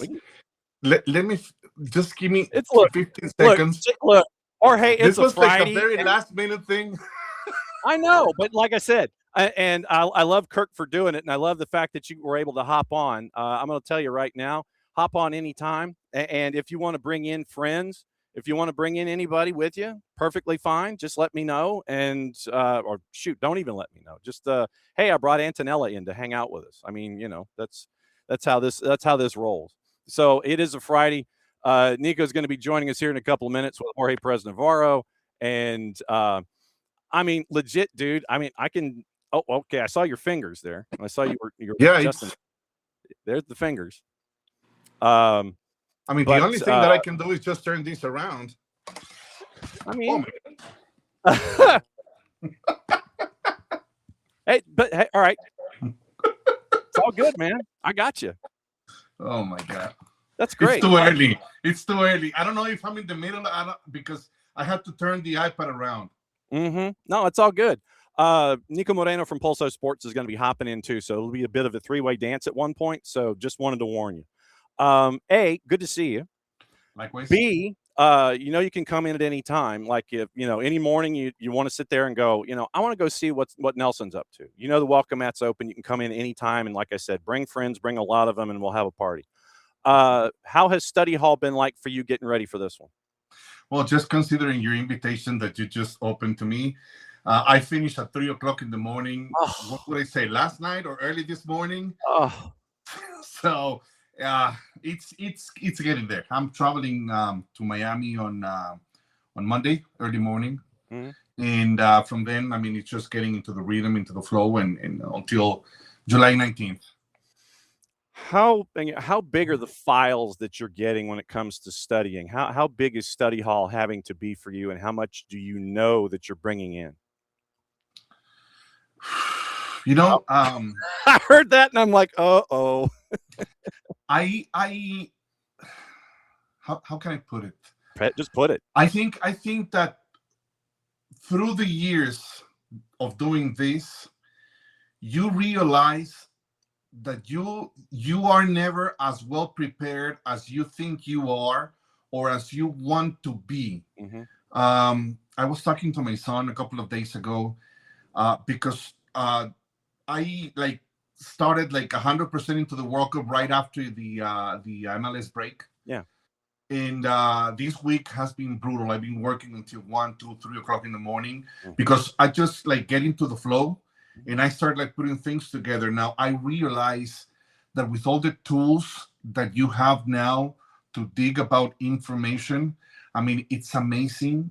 But then you go longer and longer and longer in what you used to take to prep one game. Yeah. Now it takes you to probably a quarter or 1/3 of what you're supposed to have for the game. I mean, content-wise, it's amazing because you have so many stories. But then you have to realize that you will need to beg the referees to call aggregates of 15, 20 minutes in each half so you can deliver all that content and have people entertained with the stories, because the engines now to find and to dig, it's amazing. My first World Cup was in 2002, and I remember that the internet was still in the early stages compared to what we are right now. So it was kind of an elemental thing. We travel still. There was this gentleman that is not with us anymore, Jose Ucros, our research guy, and he used to prep these 2 thick books of research about the World Cups, 2, and each travel was with both books in the backpack. So it was a different time. You needed a story. You have to go page by page, chapter by chapter until you find it, and everything was on the fly of the game. Now it's way much easier because you call the file and that's it. I mean, it's way much faster. But you have more now. And with my my obsession that I have, I start doing one thing and then I change it and then I switch it and then I try to get it better. So it took me 5 days to get to the final format of what I'm working now, game-wise and content-wise for stories. I split that in general stories, then the event stories, which is the World Cup, then different World Cup editions, then the current, then the daily news, then about the teams, then about the players, and so on. So you realize that my prep, which is synthesized, it's probably 20 pages for each game. Wow. And that's only for content. And plus I have the stats and the games on a different file. So it's I explain my son, in this business, every game is like a final test. You study hard for one test, and then guess what? You have another game tomorrow. So it's you just switch the page and you go to the next one. It is cramming and jamming like nobody knows. Jorge Perez Navarro joining us on very little sleep, and we can't thank him enough for this. This is where we also go to Seattle, Washington, and bring in our buddy Niko Moreno for a couple of minutes. Niko, it is Niko, JPN, and JN. So this is how we're working today. Niko, I'm bringing you in on the fly. Your first question for Jorge Perez Navarro as we break down what's going to be happening on Telemundo on the World Cup. Go for it. Hey, first of all, always a pleasure to hear and work with you, Jorge. You are one of the best in the game, without a doubt. But my question to you would be about a local kid that came out of the Sounders Academy, and that I'm wondering, how much time do you think he might see the field? And I'm talking about Ovid Vargas, and local kid, I mean, out of Alaska, of course, but here locally, he played for the Sounders. He's been playing excellent for Atletico Madrid. And I know that you got Edson Alvarez, you got Lira, you got a lot of competition there for the position he could play. But I'm wondering, how much time do you think that we might see out of Obed Vargas in this World Cup for Mexico? Well, first of all, good morning, Niko, and thank you for the kind words. I really, really appreciate it. Honestly, the World Cup, it's a different tournament. And when we think that we know what the coach is going to do or what the idea he's been working through a whole process, sometimes you awake with stories like Cadaver Valdez starting in a World Cup when Cadaver Valdez was not like a superstar in Mexico. And it's one of those things that you remember for the rest of your life. If I stay faithful to the knowledge that I have about Javier, I don't think Obed is going to be one of the main characters in the World Cup. And let me explain you why. Javier, it's a guy, a coach, a manager that relies on experience and relies on those who are really close to him. It's not that he has his favorites, but it's Javier has explained it through the years that sometimes he called the players because he wants to literally he wants to see them, smell them, touch them, like the human side that sometimes we forget in the current world that we live, because we are in such a frenzy of accomplishing our goals and just focusing on them without what is around us. So I would like to say that due to the youth of Obed, he's not going to be one of those elemental or key players. But, I mean, you never know. Things haven't been as clear or probably as successful as the Mexican fans would like. And maybe Javier needs to rely on some young players. I mean, if that will be it will be a great opportunity for Obed. Now, I think that one of the most important stories related to El Tricolor, it's something that several ex-players have been mentioning through the recent weeks, and is that their analysis is that the current national Mexican team don't have as stars or well-established players with the national team and with their clubs. There's not like an anchor, like a captain of the boat.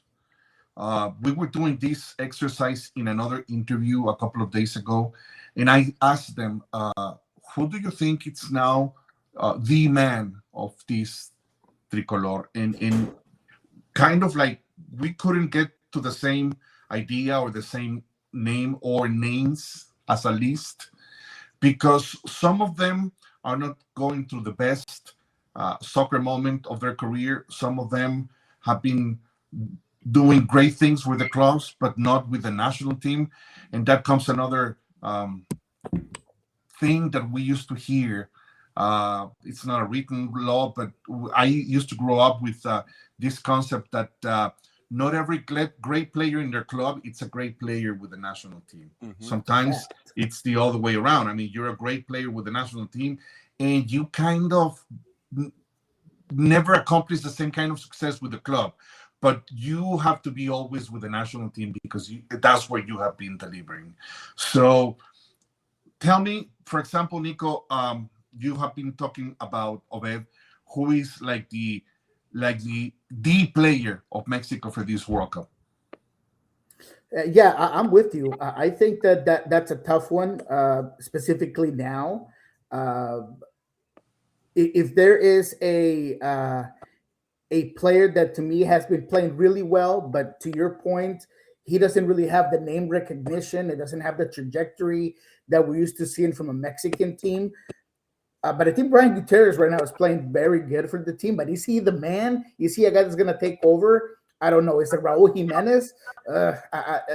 Maybe he's the one that has the big name. He's supposed to be the goal scorer. Maybe he has the responsibility. But to your point, he hasn't been playing like that guy. So that is a very good question. I think Raul Jimenez, I'm going to stick with him because he does have a lot of that responsibility that always goes to the striker for the Mexican national team. whether it's El Matador or whether it was Chicharito, or it doesn't matter, right? That goal scorer always has a lot of responsibility for the tricolor. So yeah, I'm gonna go with Raul Jimenez, but it's difficult to say. But not only those who score goals, Niko. You had, for example, the Garcia Aspes before, the Rafa Marquez as a defender, even Jorge Campos or Osvaldo Sanchez as a goalkeeper. You had great names, great players, great leaders in the field. Now you have had a generation that probably is in the second or the third cycle as a national team player, but they haven't been the man. Raul Jimenez, first of all my respect and all my admiration to have the guts and the spirit to come back from the accident he was involved in, because he was really in a very bad situation. And this is beyond the game, beyond the player. He is a human being, and that's above all. His health, his integrity, everything, it's above all. So, first of all, coming back from that, it's like my whole respect to Raul. But sadly, Raul has become, in a certain way, kind of a legend in the Premier League. But with the national team, has never been probably the guy that carries the team. He has done it sometimes. But when we refer to the man, like Ric Flair used to say, and John is going to love this, to be the man, you have to beat the man. Woo! Woo! So, you have to be there every single time. And Raul have disappeared in some games when he was the most needed. So that's my question about Raul. How about Jimenez? Everybody asks about him, and if he's playing with AC Milan and he's been playing at a high level in Italy, why hasn't he gotten a real opportunity to be the man as a number 9 in the national team? I mean, only Javier Aguirre knows. And I think that the youth card will play in this one as well. Yeah, I think Chiquito Jimenez has missed some opportunities when he has had the ability to be the guy up top, whether it was during a friendly or whether it was during the World Cup qualifiers. But yeah, I mean, it's a great point in terms of Raul Jimenez. If I'm not mistaken, he's number 2 for all leading scorer for Mexico, right? If I'm not mistaken, or he's to be honest, I haven't checked the list lately. I don't know if he's 2 or how far he is from Javier Hernandez. Chicharito scored 50 or 51. He's the only one who has reached 50. But then here is where it's proved what Javier did is not as easy as a lot of people believed. Because I think that Javier Hernandez's reputation wasn't like always respected as it should have. That's fair. Maybe he wasn't Hugo Sanchez, like earning Pichichi after Pichichi or Golden Boot after Golden Boot. But Javier Hernandez won the Premier League. He started at a UEFA Champions League final. He played with the best. He won everything that he played for. So we need to recognize, and with the national team, he did something that nobody else have done. And I'm talking about Sage, I'm talking about Hugo Sanchez, I'm talking about Luis Hernandez, I'm talking about Enrique Borja. And he played, because everybody diminishes the kind of rivals. Everybody in the Mexican national team play against the same rivals. It's the same confederation. It's the same region. Are the same teams that they're going to be playing. Oh, but Chicharito scored 4 against such and such. Well, guess what? Sage played 4 times against the same national team. He didn't accomplish that amount of goals. Why? How? I mean, explain me. Why are we so hard on Javier? Maybe we disagree on the way he lives his life. That's his problem. That's his problem. It's not our problem.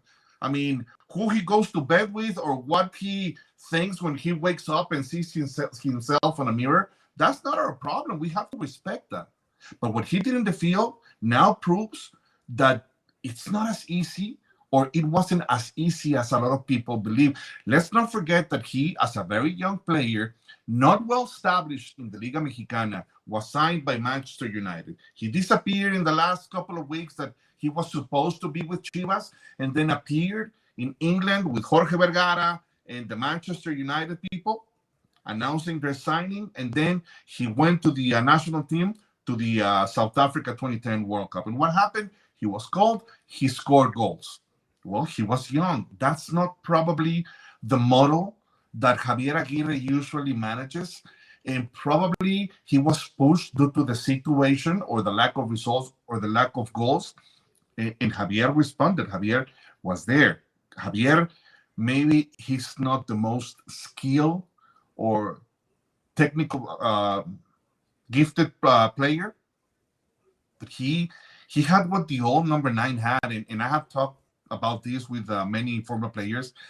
He's like the old format of the number 9 killer in the box. And Javier played a lot without the ball. The way that he used to like run away from marker and find the spaces, be there to make contact with the ball. And also he had, I mean, the biggest luck of probably in soccer life, being able to score in the most bizarre situations or the most bizarre positions, like the goal with the face, or stuff that we have gotten to call La Chichareo, because either he scored or he missed it. It's La Chichareo, because it was one of those. It's either you love him or you hate him.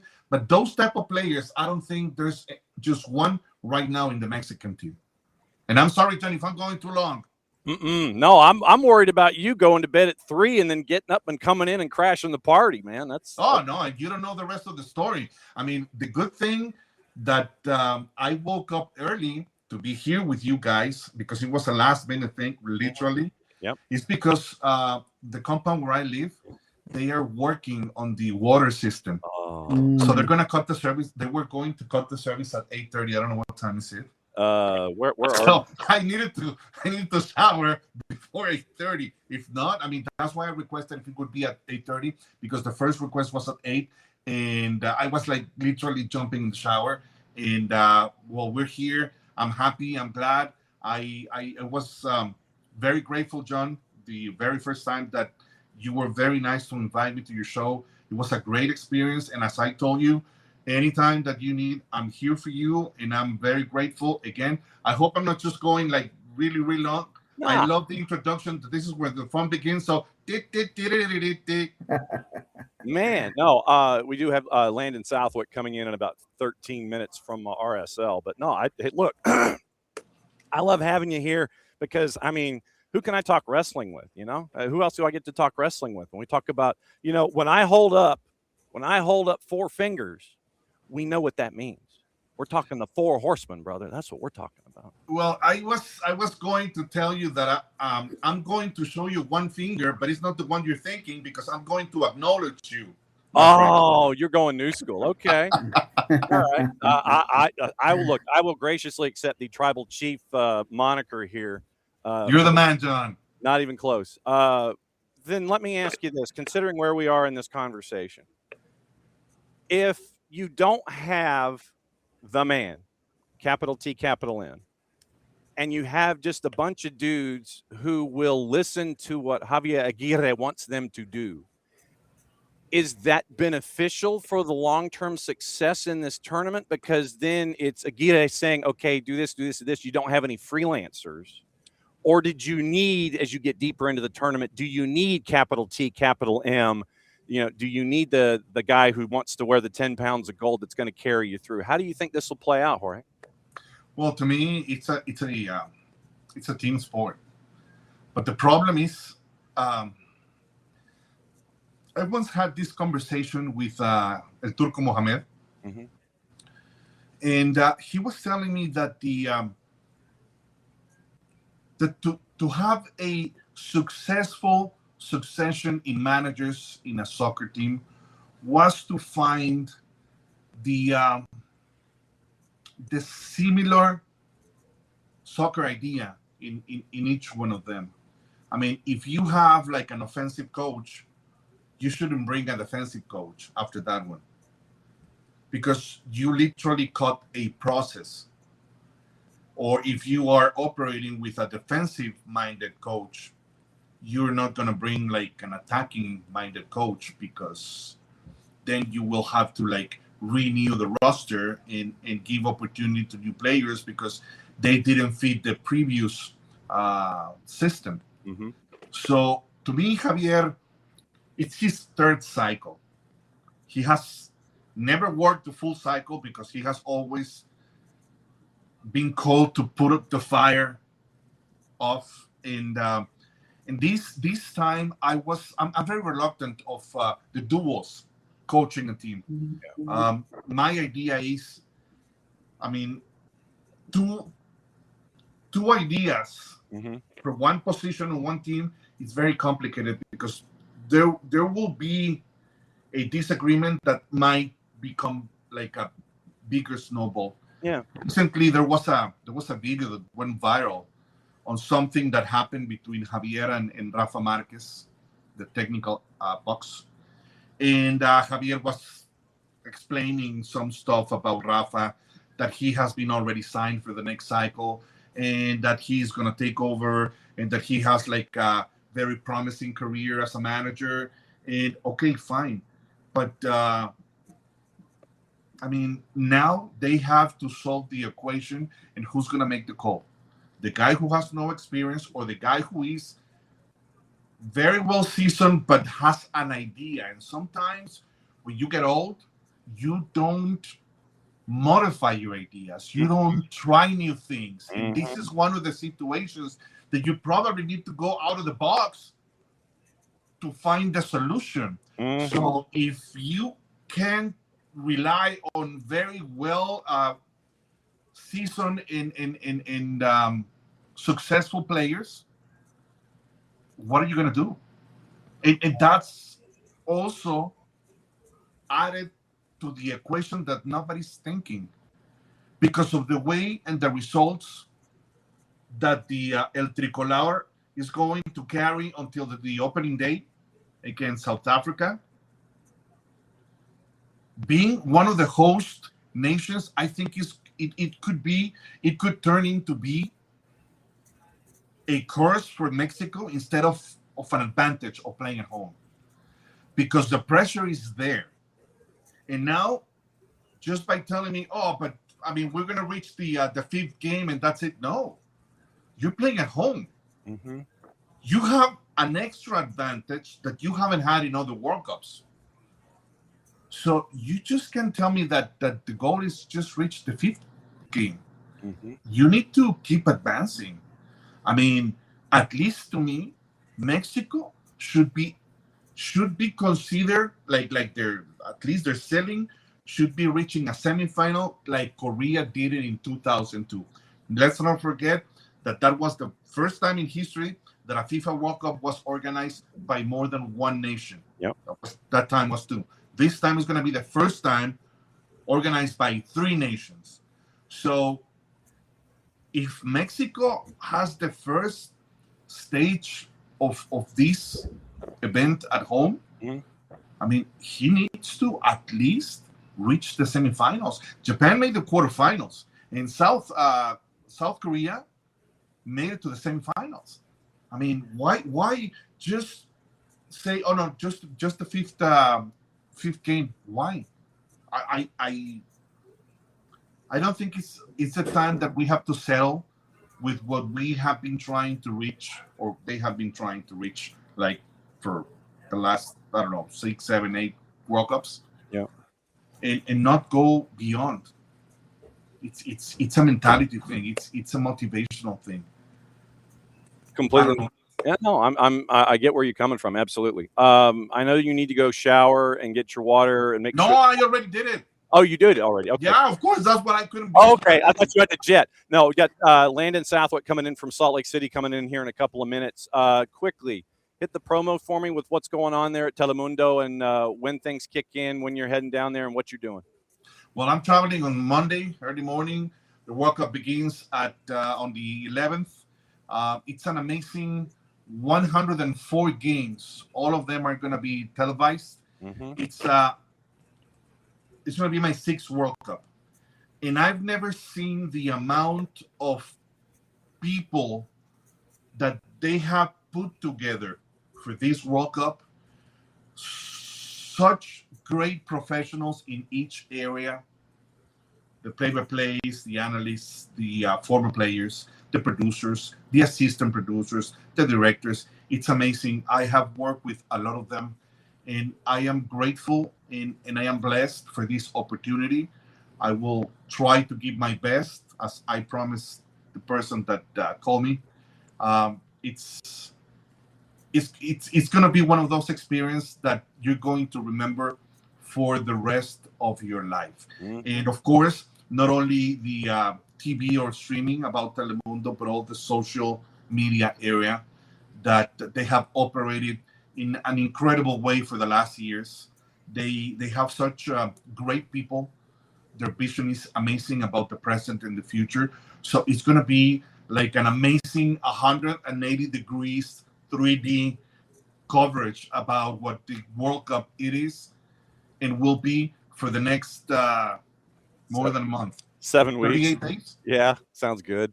I'm going to reach out to Kirk, and that way we can share contact info. So if you ever want to come in and eat breakfast and break bread with us when you're doing stuff and you don't have anything going on, you know that the welcome mat's out. You can come on anytime.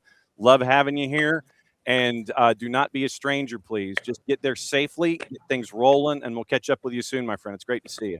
Thank you very much. Likewise, thank you, John. Thank you, Niko. Have a wonderful weekend and enjoy the World Cup. You got it. All right, there goes Jorge Perez Navarro. Okay, so you and I have a bit of breaking news. Landon Southwick from RSL and their broadcast team is going to be joining us in about 4 minutes. But I do have breaking news, so that means I actually have to play a full screen first.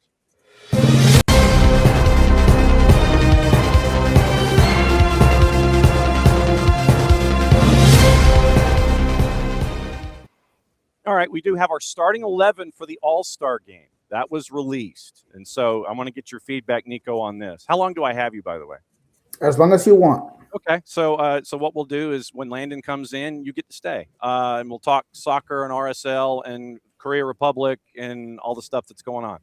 All-Star game, starting 11. Schwacke from Nashville. Left back Anthony Marcanic from Minnesota United. Center backs Mbowazi from Chicago and Tim Ream from Charlotte. Right back Andy Nahar. Your 6, Sebastian Berhalter.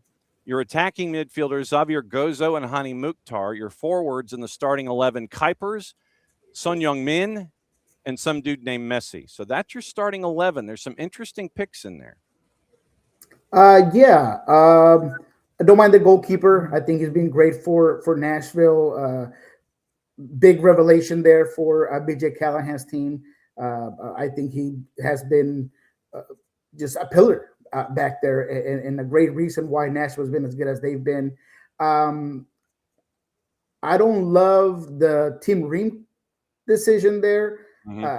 Maybe the bigger name, but I don't think he's been great with Charlotte this season. Charlotte hasn't been great defensively this season, period. I mean, this is the first year where I think Kalina has looked, just like any other goalkeeper. I was so high on Kalina always, but I think a lot of it has to do because of that lack of that first filter of midfielders and some defensive mistakes in the back end. So I don't love that one. Berhalter, I get it. I wouldn't call him a 6, but it's an all-star game, so we'll just play him there because where else are we going to put him? Love the Gozo call. I think he has been outstanding. He is one of the players that you want to watch every single week. I find myself watching RSL just to watch Gozo sometimes. So I like that. And Hani Mukhtar, just being Hani Mukhtar, the top 3 up top, I think we all knew where they were going with it. Han Sung-min maybe hasn't had the goals, but he's been assisting. He's been a guy that's performing for LAFC. So I don't hate it all. I think it's a good and reasonable 11 with maybe Tim Ream not necessarily being a guy that I would have put out there. And obviously, yeah, since I forgot to send the link to Landon's like, hey, can you send me the link? And I go, well, yeah, I'm an idiot. Okay, so Landon will be joining us here in a sec. And we'll get his thoughts on the RSL part. We'll talk about the youth of RSL and all that other stuff. So, I mean, I know that you got to ask about Obed Vargas, and you've also got Christian Roldan, a part of the USMNT. What is the vibe like up there in the Northwest, specifically with Roldan? Because I'm thinking in certain situations, Christian Roldan might be getting more minutes than people expect. There's no doubt about it. I mean, if you are looking at this grouping of midfielders and you are thinking that Christian Roldan is not going to get significant minutes, then I just don't know what to tell you. And if that turns out to be the case, then I'm not really sure what Pochettino is necessarily looking at, right? Because when you look at the midfielders, there's only two holding mids or two players that can truly play the sixth, and it's Tyler Adams and Christian Roldan. Everyone else is more of an attacking, more of an eight. I mean, you heard from Pochettino himself lie to us and talk to us about putting in Gio Reyna to play there. I think that's ludicrous. He's talked about putting Tillman there. You can't pair him up like that.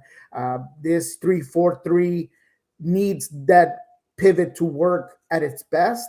And if you're going to, at any point in time, need to rotate Adams because of just wear and tear, a yellow card, anything at all, the only guy that could do that job is Christian Roldan. So whether he starts a game or he starts to come in pretty consistently, there is no doubt in my mind that Christian Roldan is going to have significant minutes this time around. All right. Time to bring in our buddy Landon Southwick. And now that I've finally sent him the link to come back into the studio, it's Friday. John's an idiot. There's Landon. So Landon, Niko Moreno, Pulso Sports and Sounder at Heart, hanging out with us here as well. I wanted to talk about a couple of different things with you, but before you came in, Major League Soccer announced the starting 11 for the All-Star game, and there's a familiar dude that is on there for that one. Xavier Gozo gets the nod. Very, very cool for the youth movement going on out there at the Riot. First off, thanks for having me on, guys. Niko, it's a pleasure to join you. Love the analysis you've got going on. U.S. has got some interesting scenarios. Let's just put that out there. They've got some challenges in front of them with the roster. And some might say that Xavier Gozo could have been a piece that maybe could have factored in as an X factor off the bench, maybe. We've seen it over the history a la Julian Green, like bringing a guy that maybe doesn't fit quite into the picture all the way, but giving them a nod and a chance. And, there's going to be questions on that, but he didn't get that. If you go listen to Pablo talk about that, him and Luna got the email that's all being talked about right after training. They were in training, headed to Minnesota, and they got that email. And I think there was the term I heard from Xavier Gozo is he said he was more disappointed than he thought he would be. I don't think he thought he was going to be in that group, but when it all was said and done, I mean, that's a disappointing moment. And for him, I think you'll see some of that fire. I think on the RSL side, I think the nice part is that means they keep Luna and Gozo through this year. So if you're going to talk about a positive out here that we're probably excited about from that standpoint, I think both those guys stay in RSL uniforms through this season. Winter transfer window, let's see what happens. Maybe the following summer transfer window. And I think Xavier Gozo would benefit from having some more time here. He's young. His girlfriend plays for BYU. He's, this is his life and this is where he's been. And I think that nod in the starting 11 for MLS is huge. I think he's a difference maker. He's a guy that we should keep an eye on. He's going to get some youth camps experience here coming up with US as well.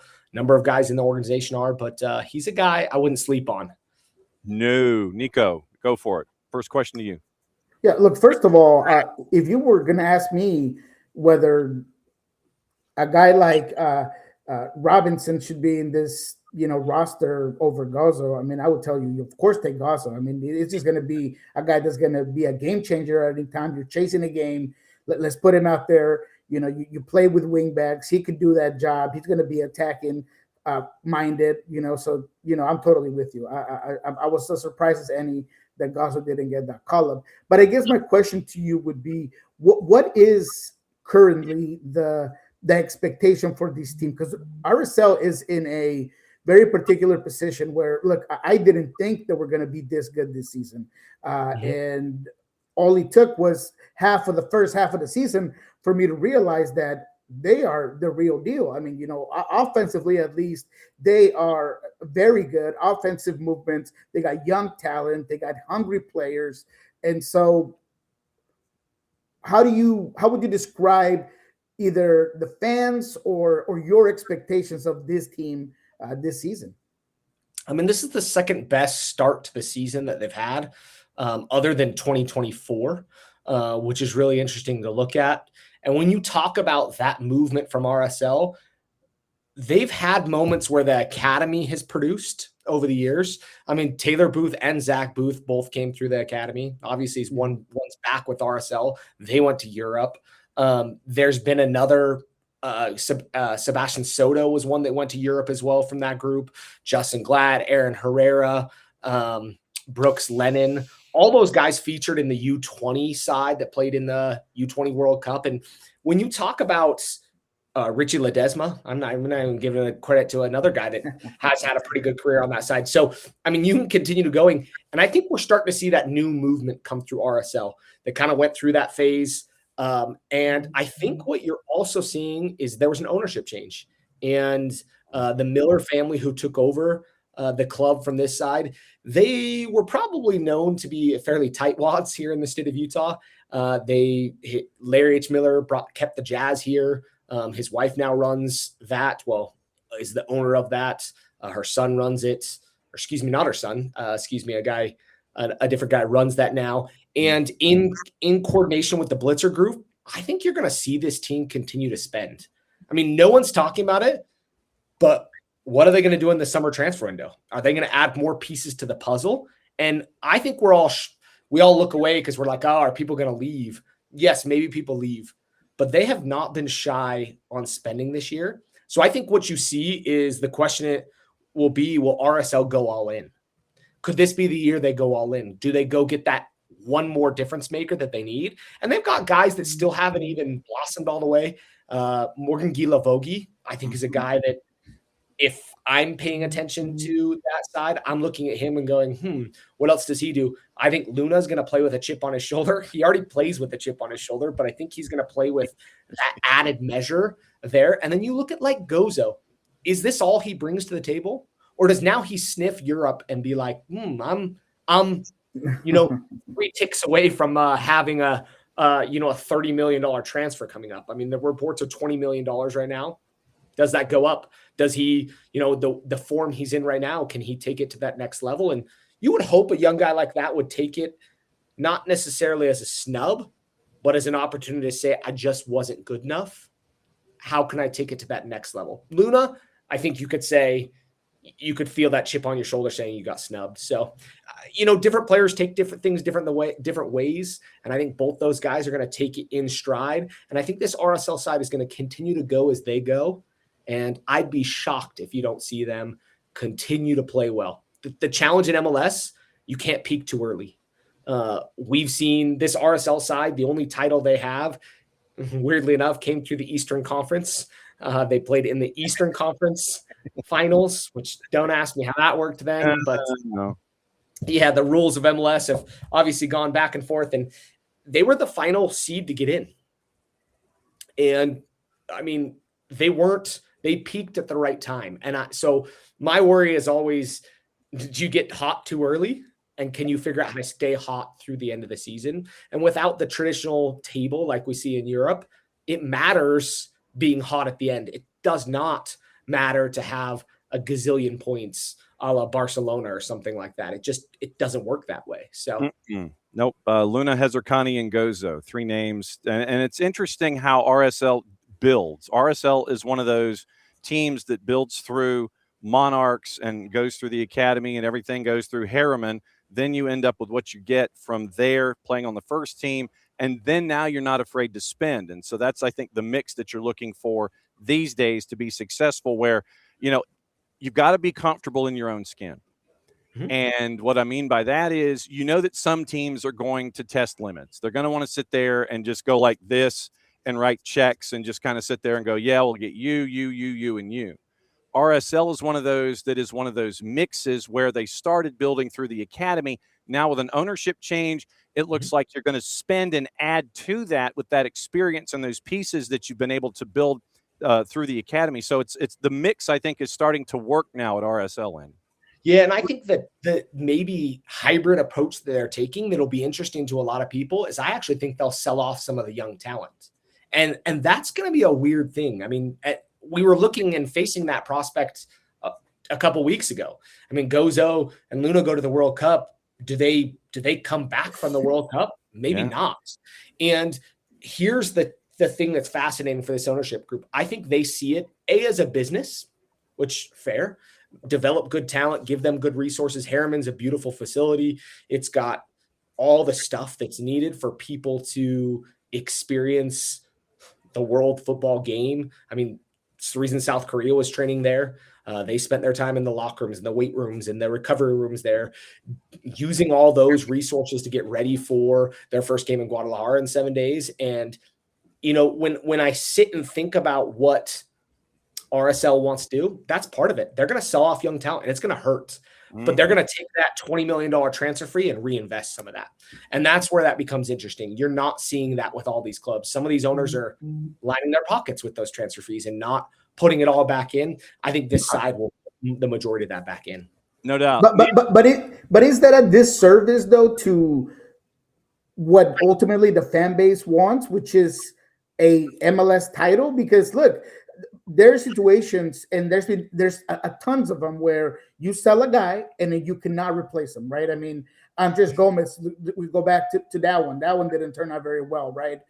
You've seen it with Ajimang. You've seen it with all these players where you have this collective group that's playing great, and all of a sudden you take two pieces out, and the whole thing just runs out of gas. So that's where, to me, and I know it's difficult because you don't want to have an upset, frustrated player in your team because he didn't get his European dream, come true. My friend John has saw the Almada, saga go sideways, right? So those are the things where it's a balance. But to me, RSL has a real opportunity, and I really do mean this, to be a true contender this year in the West. But you need to keep your players in order to do that. Yeah, and I think they'll find the balance. And to answer your question, Niko, it is a disservice. I mean, as a fan, I was 15 years old when RSL started here in the state, and I remember that announcement like it was today. I remember reading the paper that next day, just with a sense of joy that this club was going to be in my home state. I was going to get a chance to see some of these guys. As I went up into college, I got to train with some of the guys. And, it was always interesting because the academy kind of started when I was in high school, and they were plucking these kids out of clubs around me. And you were seeing kids go to the Sum Cup. There was an age group right below me that won a Sum Cup in Spain and did all these cool things. And we always dreamed that we could grow that talent. But we'd be kidding ourselves if we didn't say you have to also add from without or outside. And part of that is soccer for a long time wasn't always profitable here in the States. And if you look at Dave Checketts, who brought RSL here, he'd tell you it was a non-profitable moment. Deloy Hansen on the other side lined his pockets with hundreds of millions of dollars because of that. And so I think what you've seen is now we've taken that plateau. I think ownership group now is at a point where they have money to spend. So they're not worried about every time recouping when they spend. But I also think, the question is, I mean, does Gozo want to go to Europe? And at some point you've got to say, we're here to help you realize that dream. We're not all the end all be all. And we know that. Will the MLS at some point be that? I believe with the way we spend in this country, I believe we'll rival some of those. The history may never be there, but there's going to be players that will be just as expensive here as they are in Europe. And I think some of the dreams will be to play here and play against the likes of these players that are coming to the MLS. I mean, watching the players play against Messi was a fun experience. I mean, me and one of the other broadcasters were joking that I'd be nervous to go in a challenge on him, but looking over at him and seeing him and being like, that's a star. I saw Son this whole week and watching him and the way he acted in Utah was incredible. And I can't imagine looking over and being like, I get to play against that guy on a weekly basis. So maybe that dream flips, but I believe there's a fine balance. You may sell one, but not the other. And this year, RSL, I think, is going to not have to face that question like they would have if they both got named to the World Cup roster. And I think it's almost a non-point to me this year. Will that come up next year? I would not doubt that it comes up next year. And at that point, can you use your scouting abilities to find the right talent to replace them? And I think oftentimes with a lot of clubs, we see that they don't want to spend the money because they sold the guy for $5 and have to pay $8 to get a guy.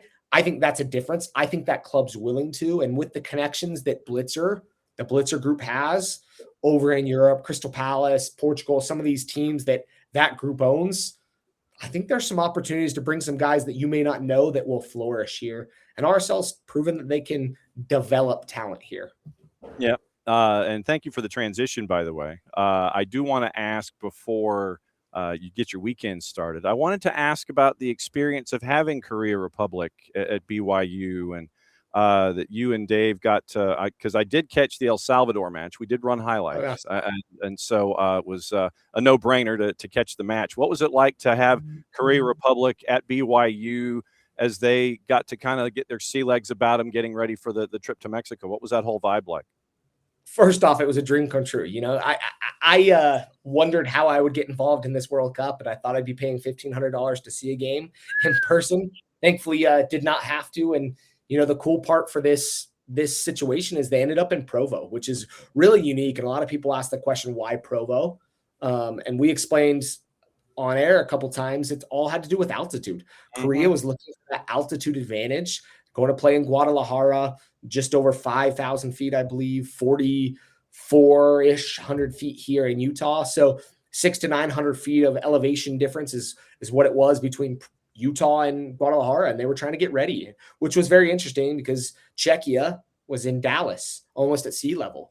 So there's some scenarios there that are interesting. But seeing South Korea prep for a World Cup was incredible. I hope everybody gets a chance to at least watch some of these games.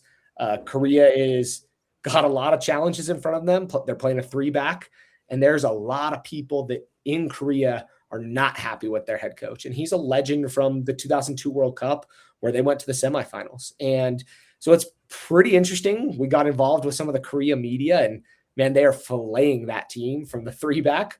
They looked pretty good.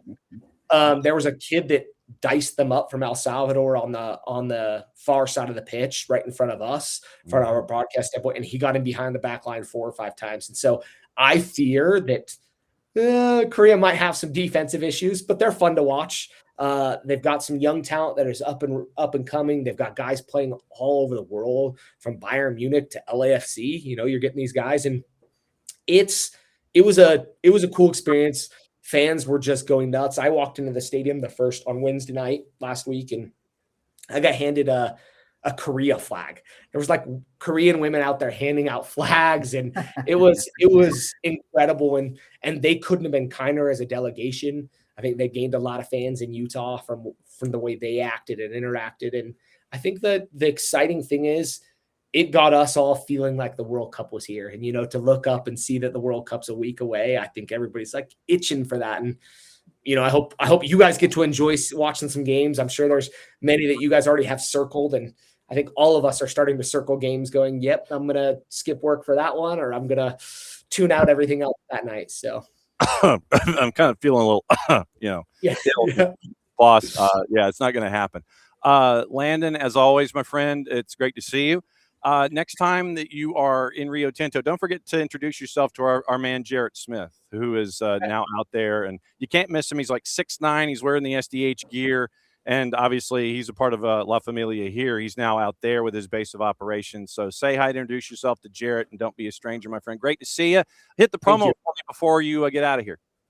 Sounds good. Thank you, guys. You guys are awesome. Thanks for you can catch me on Twitter, X, or whatever we call it nowadays. I'm glad to answer any questions, glad to talk RSL, and I'm glad to have you guys to join you guys. John, Niko, thank you. Good luck in your endeavors in the next month and a half. It's gonna be a go for the next month and a half, and hopefully we'll get to talk a little bit during that and see how things are happening and shaking out for the U.S. Hopefully some U.S. advancing. That's what I want to see. So. Yep, door's always open, my friend, and we will catch up with you soon. Now that you've kind of taunted me with this, the door is open, and we're going to be knocking on your door. I'm in. Come calling. All right, Always there goes. All right, thanks, boys. There goes Landon Southwick, play-by-play voice for RSL.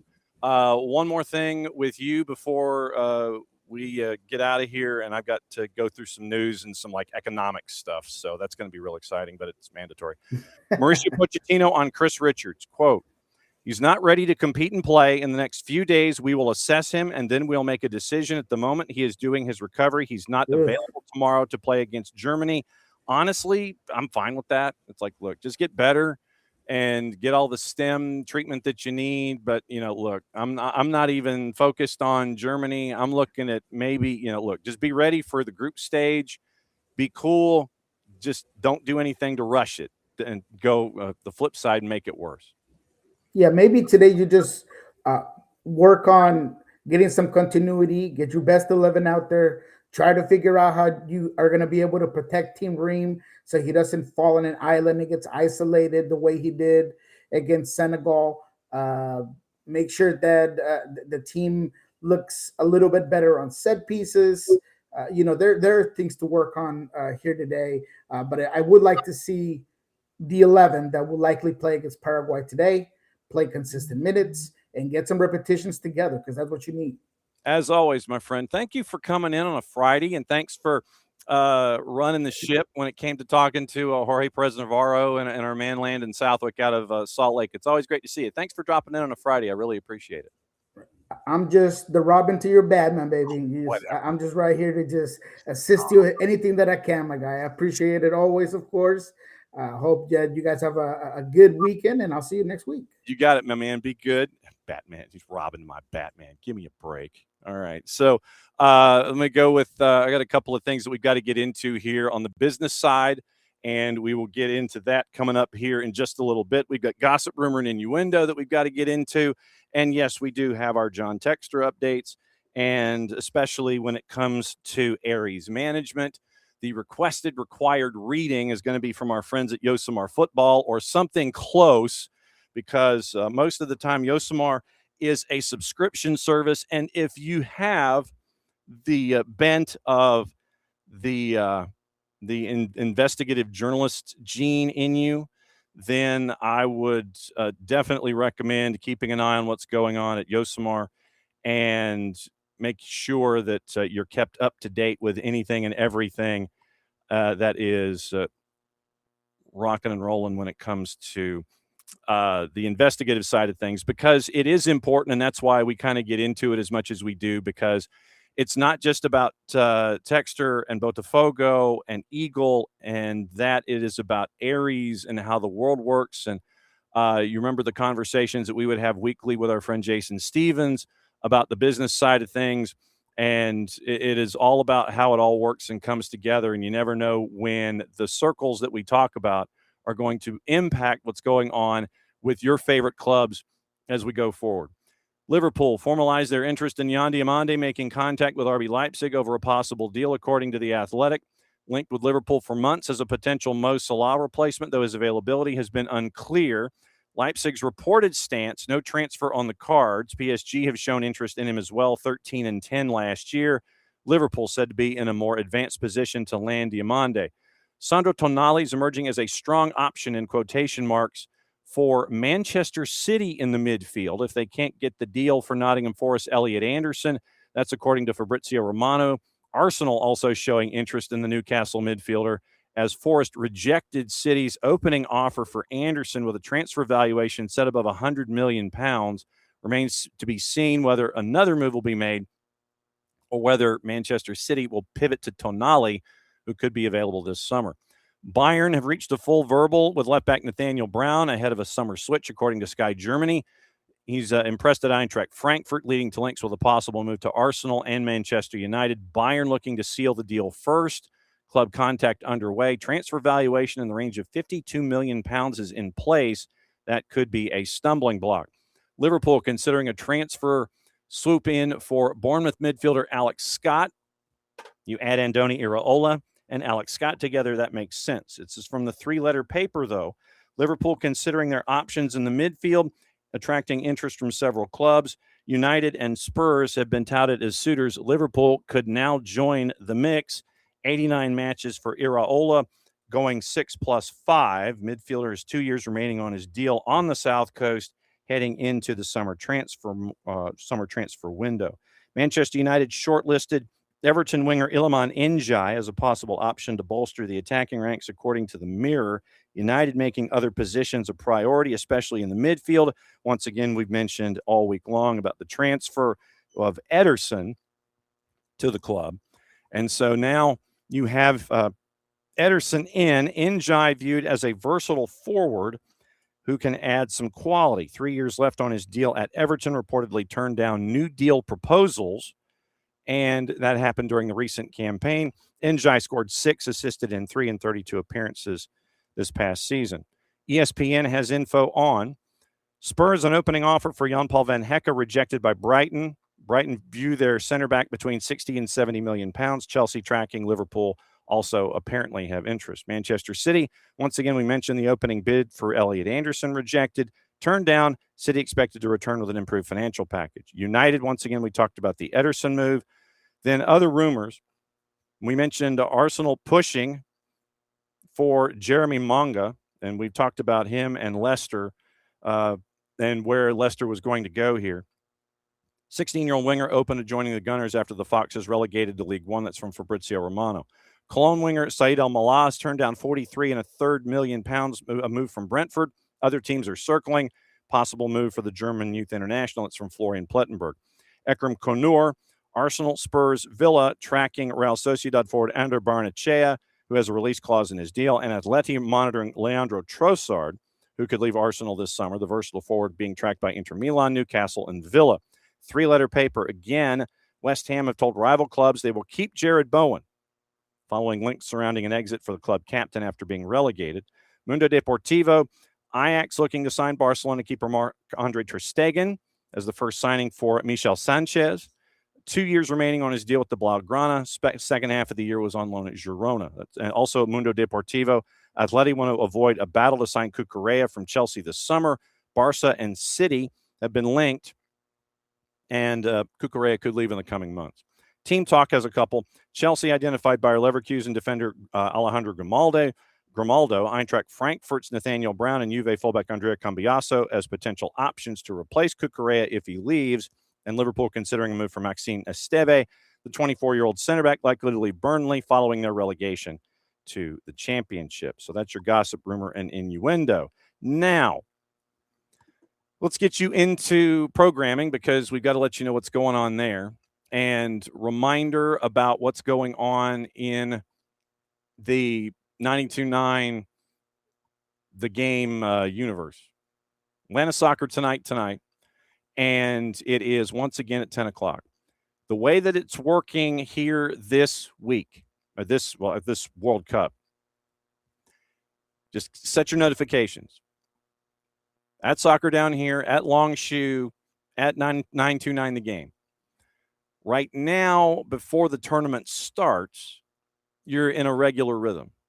But just make sure that you know if there is a scheduled change that you're up and at 'em for it. Tonight at 10, Atlanta Soccer Tonight, 92.9 The Game, previewing the MNT match against Germany. Look at what happened yesterday like we did in the first hour. Radio, hour number 1 from 10 to 11. Stoppage time goes on the 92.9 The Game YouTube channel after that. So first hour, 92.9 The Game, Odyssey app, 92.9thegame.com. After that, YouTube 92.9 The Game has everything.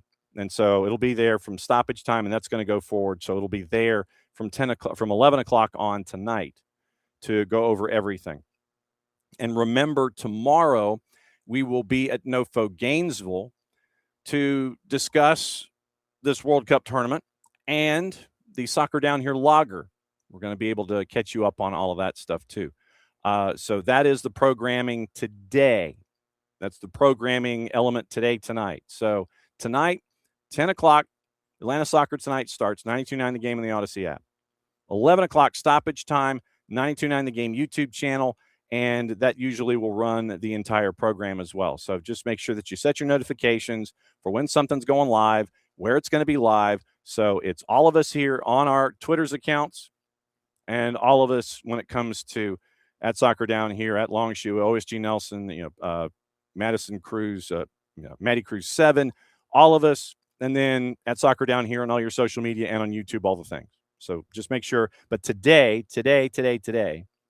it is the rundown of 10 o'clock, 92.9 The Game in the Odyssey app, and then it goes to YouTube for stoppage time at 11 o'clock. Now, let's get you into the economics.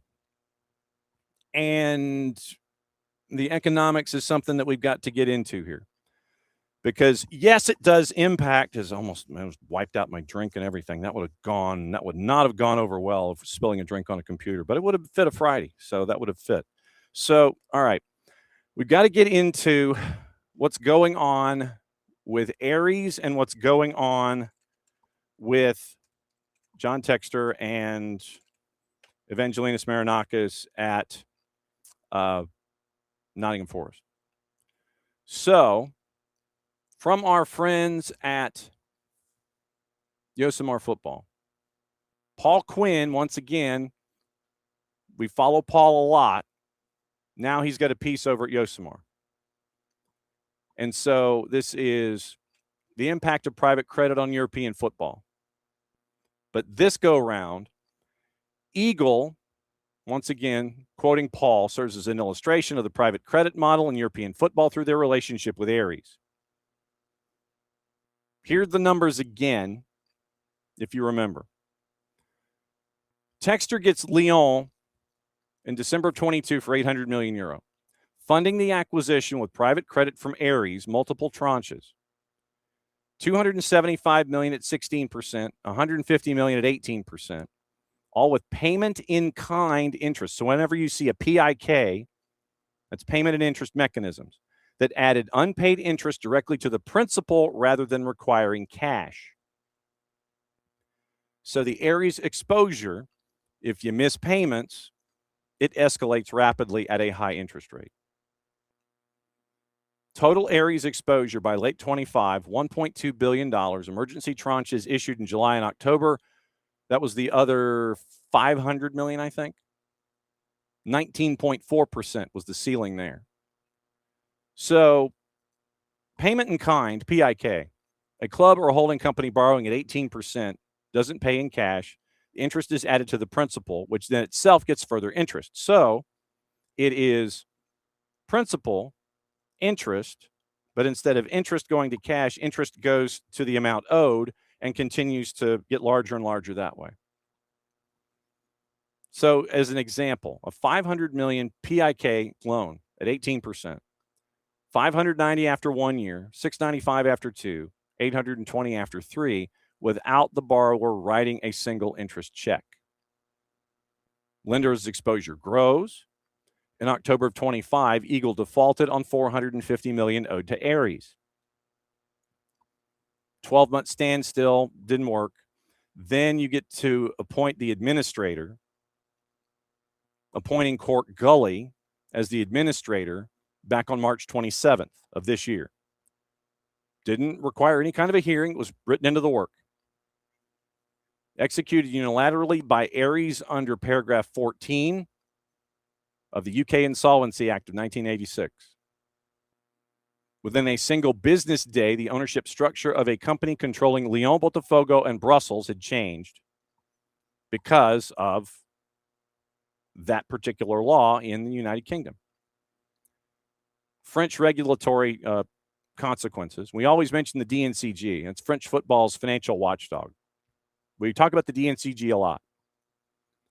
They had relegated Lyon to Ligue 2 because then a part of that, John Texter at the time wanted to go well, what if I just took revenue from Botafogo and helped pay that? And the DNCG was like, nah, fam, that's not going to work.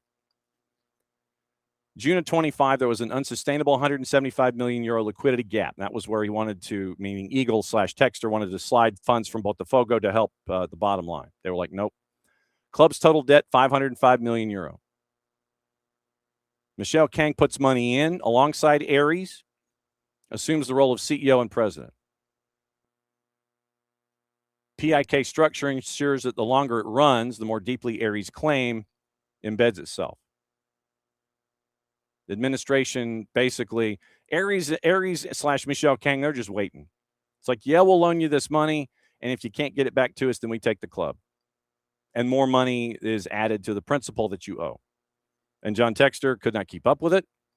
Don't know how he could, honestly. That's why he kept asking for more tranches and more tranches and more tranches at a higher interest rate. And that's where you are right now, 1.2 double extra large in the hole. And so because of that, since you can't pay me, I'm taking your property. Not necessarily a surprise. So then Paul Quinn points at Chelsea and says, Eagles a cautionary tale. Chelsea was picked up by Bowley Clear Lake in May of 22 for £2.5 billion. They've spent $1.5 billion in squad through a hold company. Remember, they have 24 separate holding companies attached to Chelsea. And we've gone through this with our buddy Jason Stevens in the past. You can go back and listen on the library. The hold company carries more than 1.16 billion pounds of debt. And in 23-24 alone, the company paid almost $100 million in interest. September of 23, after the purchase in 22, Aries put in $500 million to the holding company owned by Bowley Clear Lake that controls Chelsea. Structured as preferred equity, large target, it's a target return, sits above common equity in any enforcement and critically can convert. High stakes, investor gets guaranteed payouts, total protection if things go wrong. Aries exposure at the holdco level, 410 million pounds. Structure is deliberately set outside of profit and sustainability, so it doesn't count toward that. Lodged at the holding company level above the football club. You're taking the semantics of the organizations, and that way you're not responsible to PSR. We need more money. Okay. That doesn't affect our bottom line. No. And so that was, you have leverage exposure with Eagle, Aries, and Lyon. Chelsea had a pre-tax loss, 24-25, of 262 million pounds, largest in Premier League history. Losses have exceeded 200 million pounds for 4 straight years. And so, obviously, you have to do well on the field to minimize the debt off the field. Chelsea has not been doing that. And now you see the end results.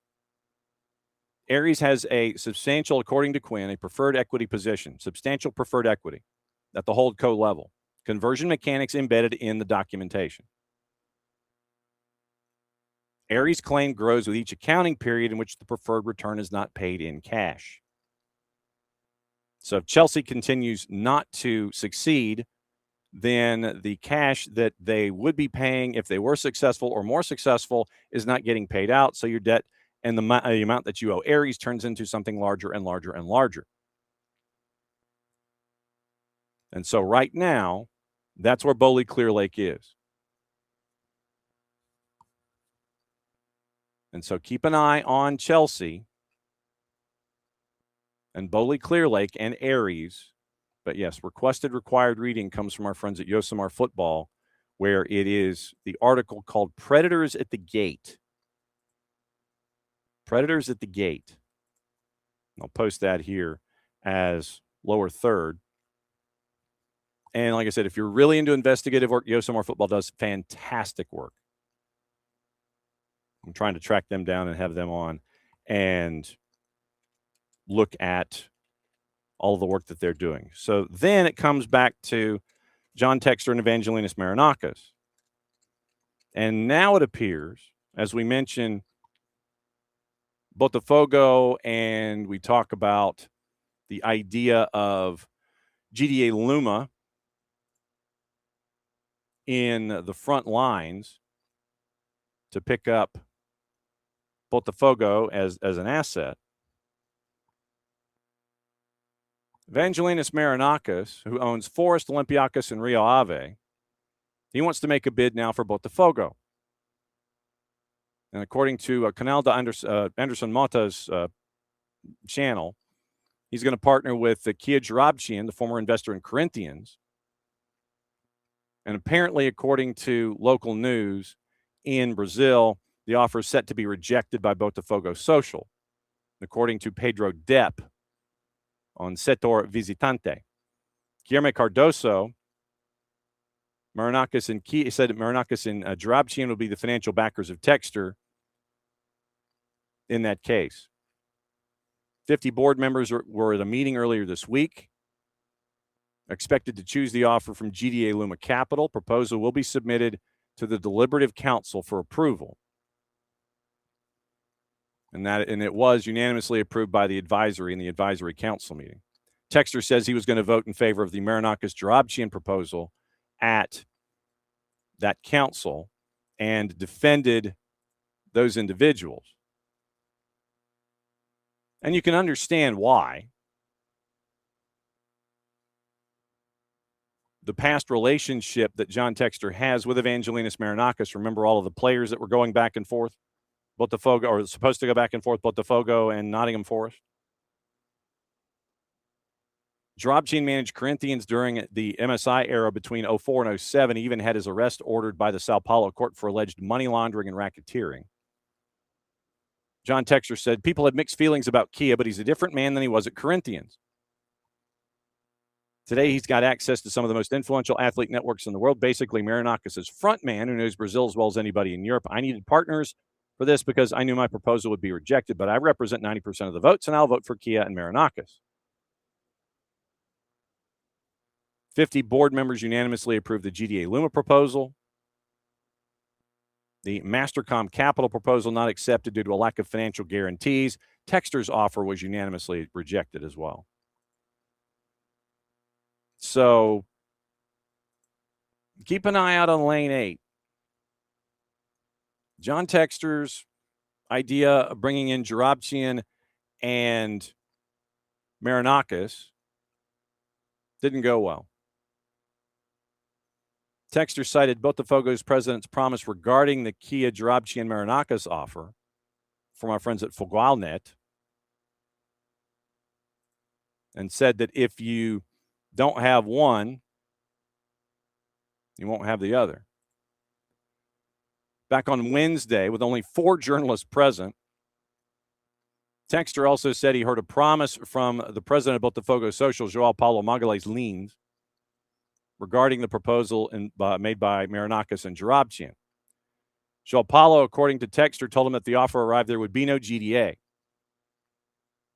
And once again, we remember that was rejected. Club's already committed to not vetoing direct negotiations between GDA and the administrator, Court Gully, the judicial administrator of Eagle Aries. So once again, keep an eye out on all of this. John Textor made a large statement after this with, he mentioned a relationship with Jarabchian and Marinakis. And so John Textor he says the $50 million offer came as an equity stake, nothing complicated. We all know that's the first $50 million he'll spend if he comes. He's going to fall in love with a player, spend thousands of dollars here. You can't pick a number on that. And so John Textor, once again, looking at GE Globo and Fogualnet. Keep an eye on Jarabchian and Textor and Marinakis. All the above, choice D. Now, I think that's it for a week. I legitimately think that is it for a week. Let me check my notes. And I think we got everything. We did. All right. So today, thanks to Landon Southwick. Thanks to Niko Moreno. Thanks to Jorge Perez Navarro. Thanks to Tony Husband. Thanks to Kaylyn Kyle, who kept dumping in and out because she was on her phone. And let me see. Who else did I miss? I think that was it for guests for today. But it's another great week here at SDH. Had a lot of great guests. It was Nino Torres yesterday. If you missed that, dial that one back up. Check in with Dylan Butler and find out what was on Dylan's mind. We're going to have some guests once again getting you ready for the World Cup next week. We're still formulating our coverage plans. But tomorrow, NOFO Gainesville, noon to about 2. Jason and I will be there with Soccer Down Here Lager. Then we'll be at NOFO Coming on Sunday afternoon from 2 until 4. I will be at the Impact game subbing for Maddie since she is since she's coming back from Chicago. So that will be part of what's going on there. So keep an eye on social media because of Maddie and what she's doing in Chicago. I'll be at Impact. I'll also be at Decatur FC with Drew after being at NOFO Gainesville to crack open Soccer Down Here Lager. I can't thank them enough for being a great partner with that. And I think it might be available in cans tomorrow, too. So that is the rundown of another blanking week. Can't thank y'all enough for hanging out with us and being a part of things as you always are. So as we wrap up yet another week here on SDH AM, strap in, folks. It's going to get long and it's going to get crazy. But we mean that in a good way because the World Cup's coming up right around the corner. And since it is the end of a week, here's how we wrap it up. Mucho Platiel, play it safe. We'll catch up with you this weekend live back here Monday morning, 9:05 Eastern. Mucho Platiel, play it safe. Here we go.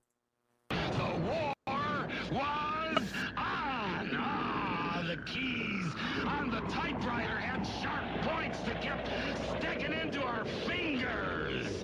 The dictating equipment started asking us questions, and our beepers sent electric shocks just through our body like a cattle prod. Out in the warehouse, the trucks kept banging into the docks, not even thinking about stopping. Oh, our frail bodies were strapped to the chairs, and our chairs were chained to the desks. Our pleas for justice were ignored, and the end seemed near. But we busted our slave drivers' little bitty balls. We've charged out of their brick fortress, the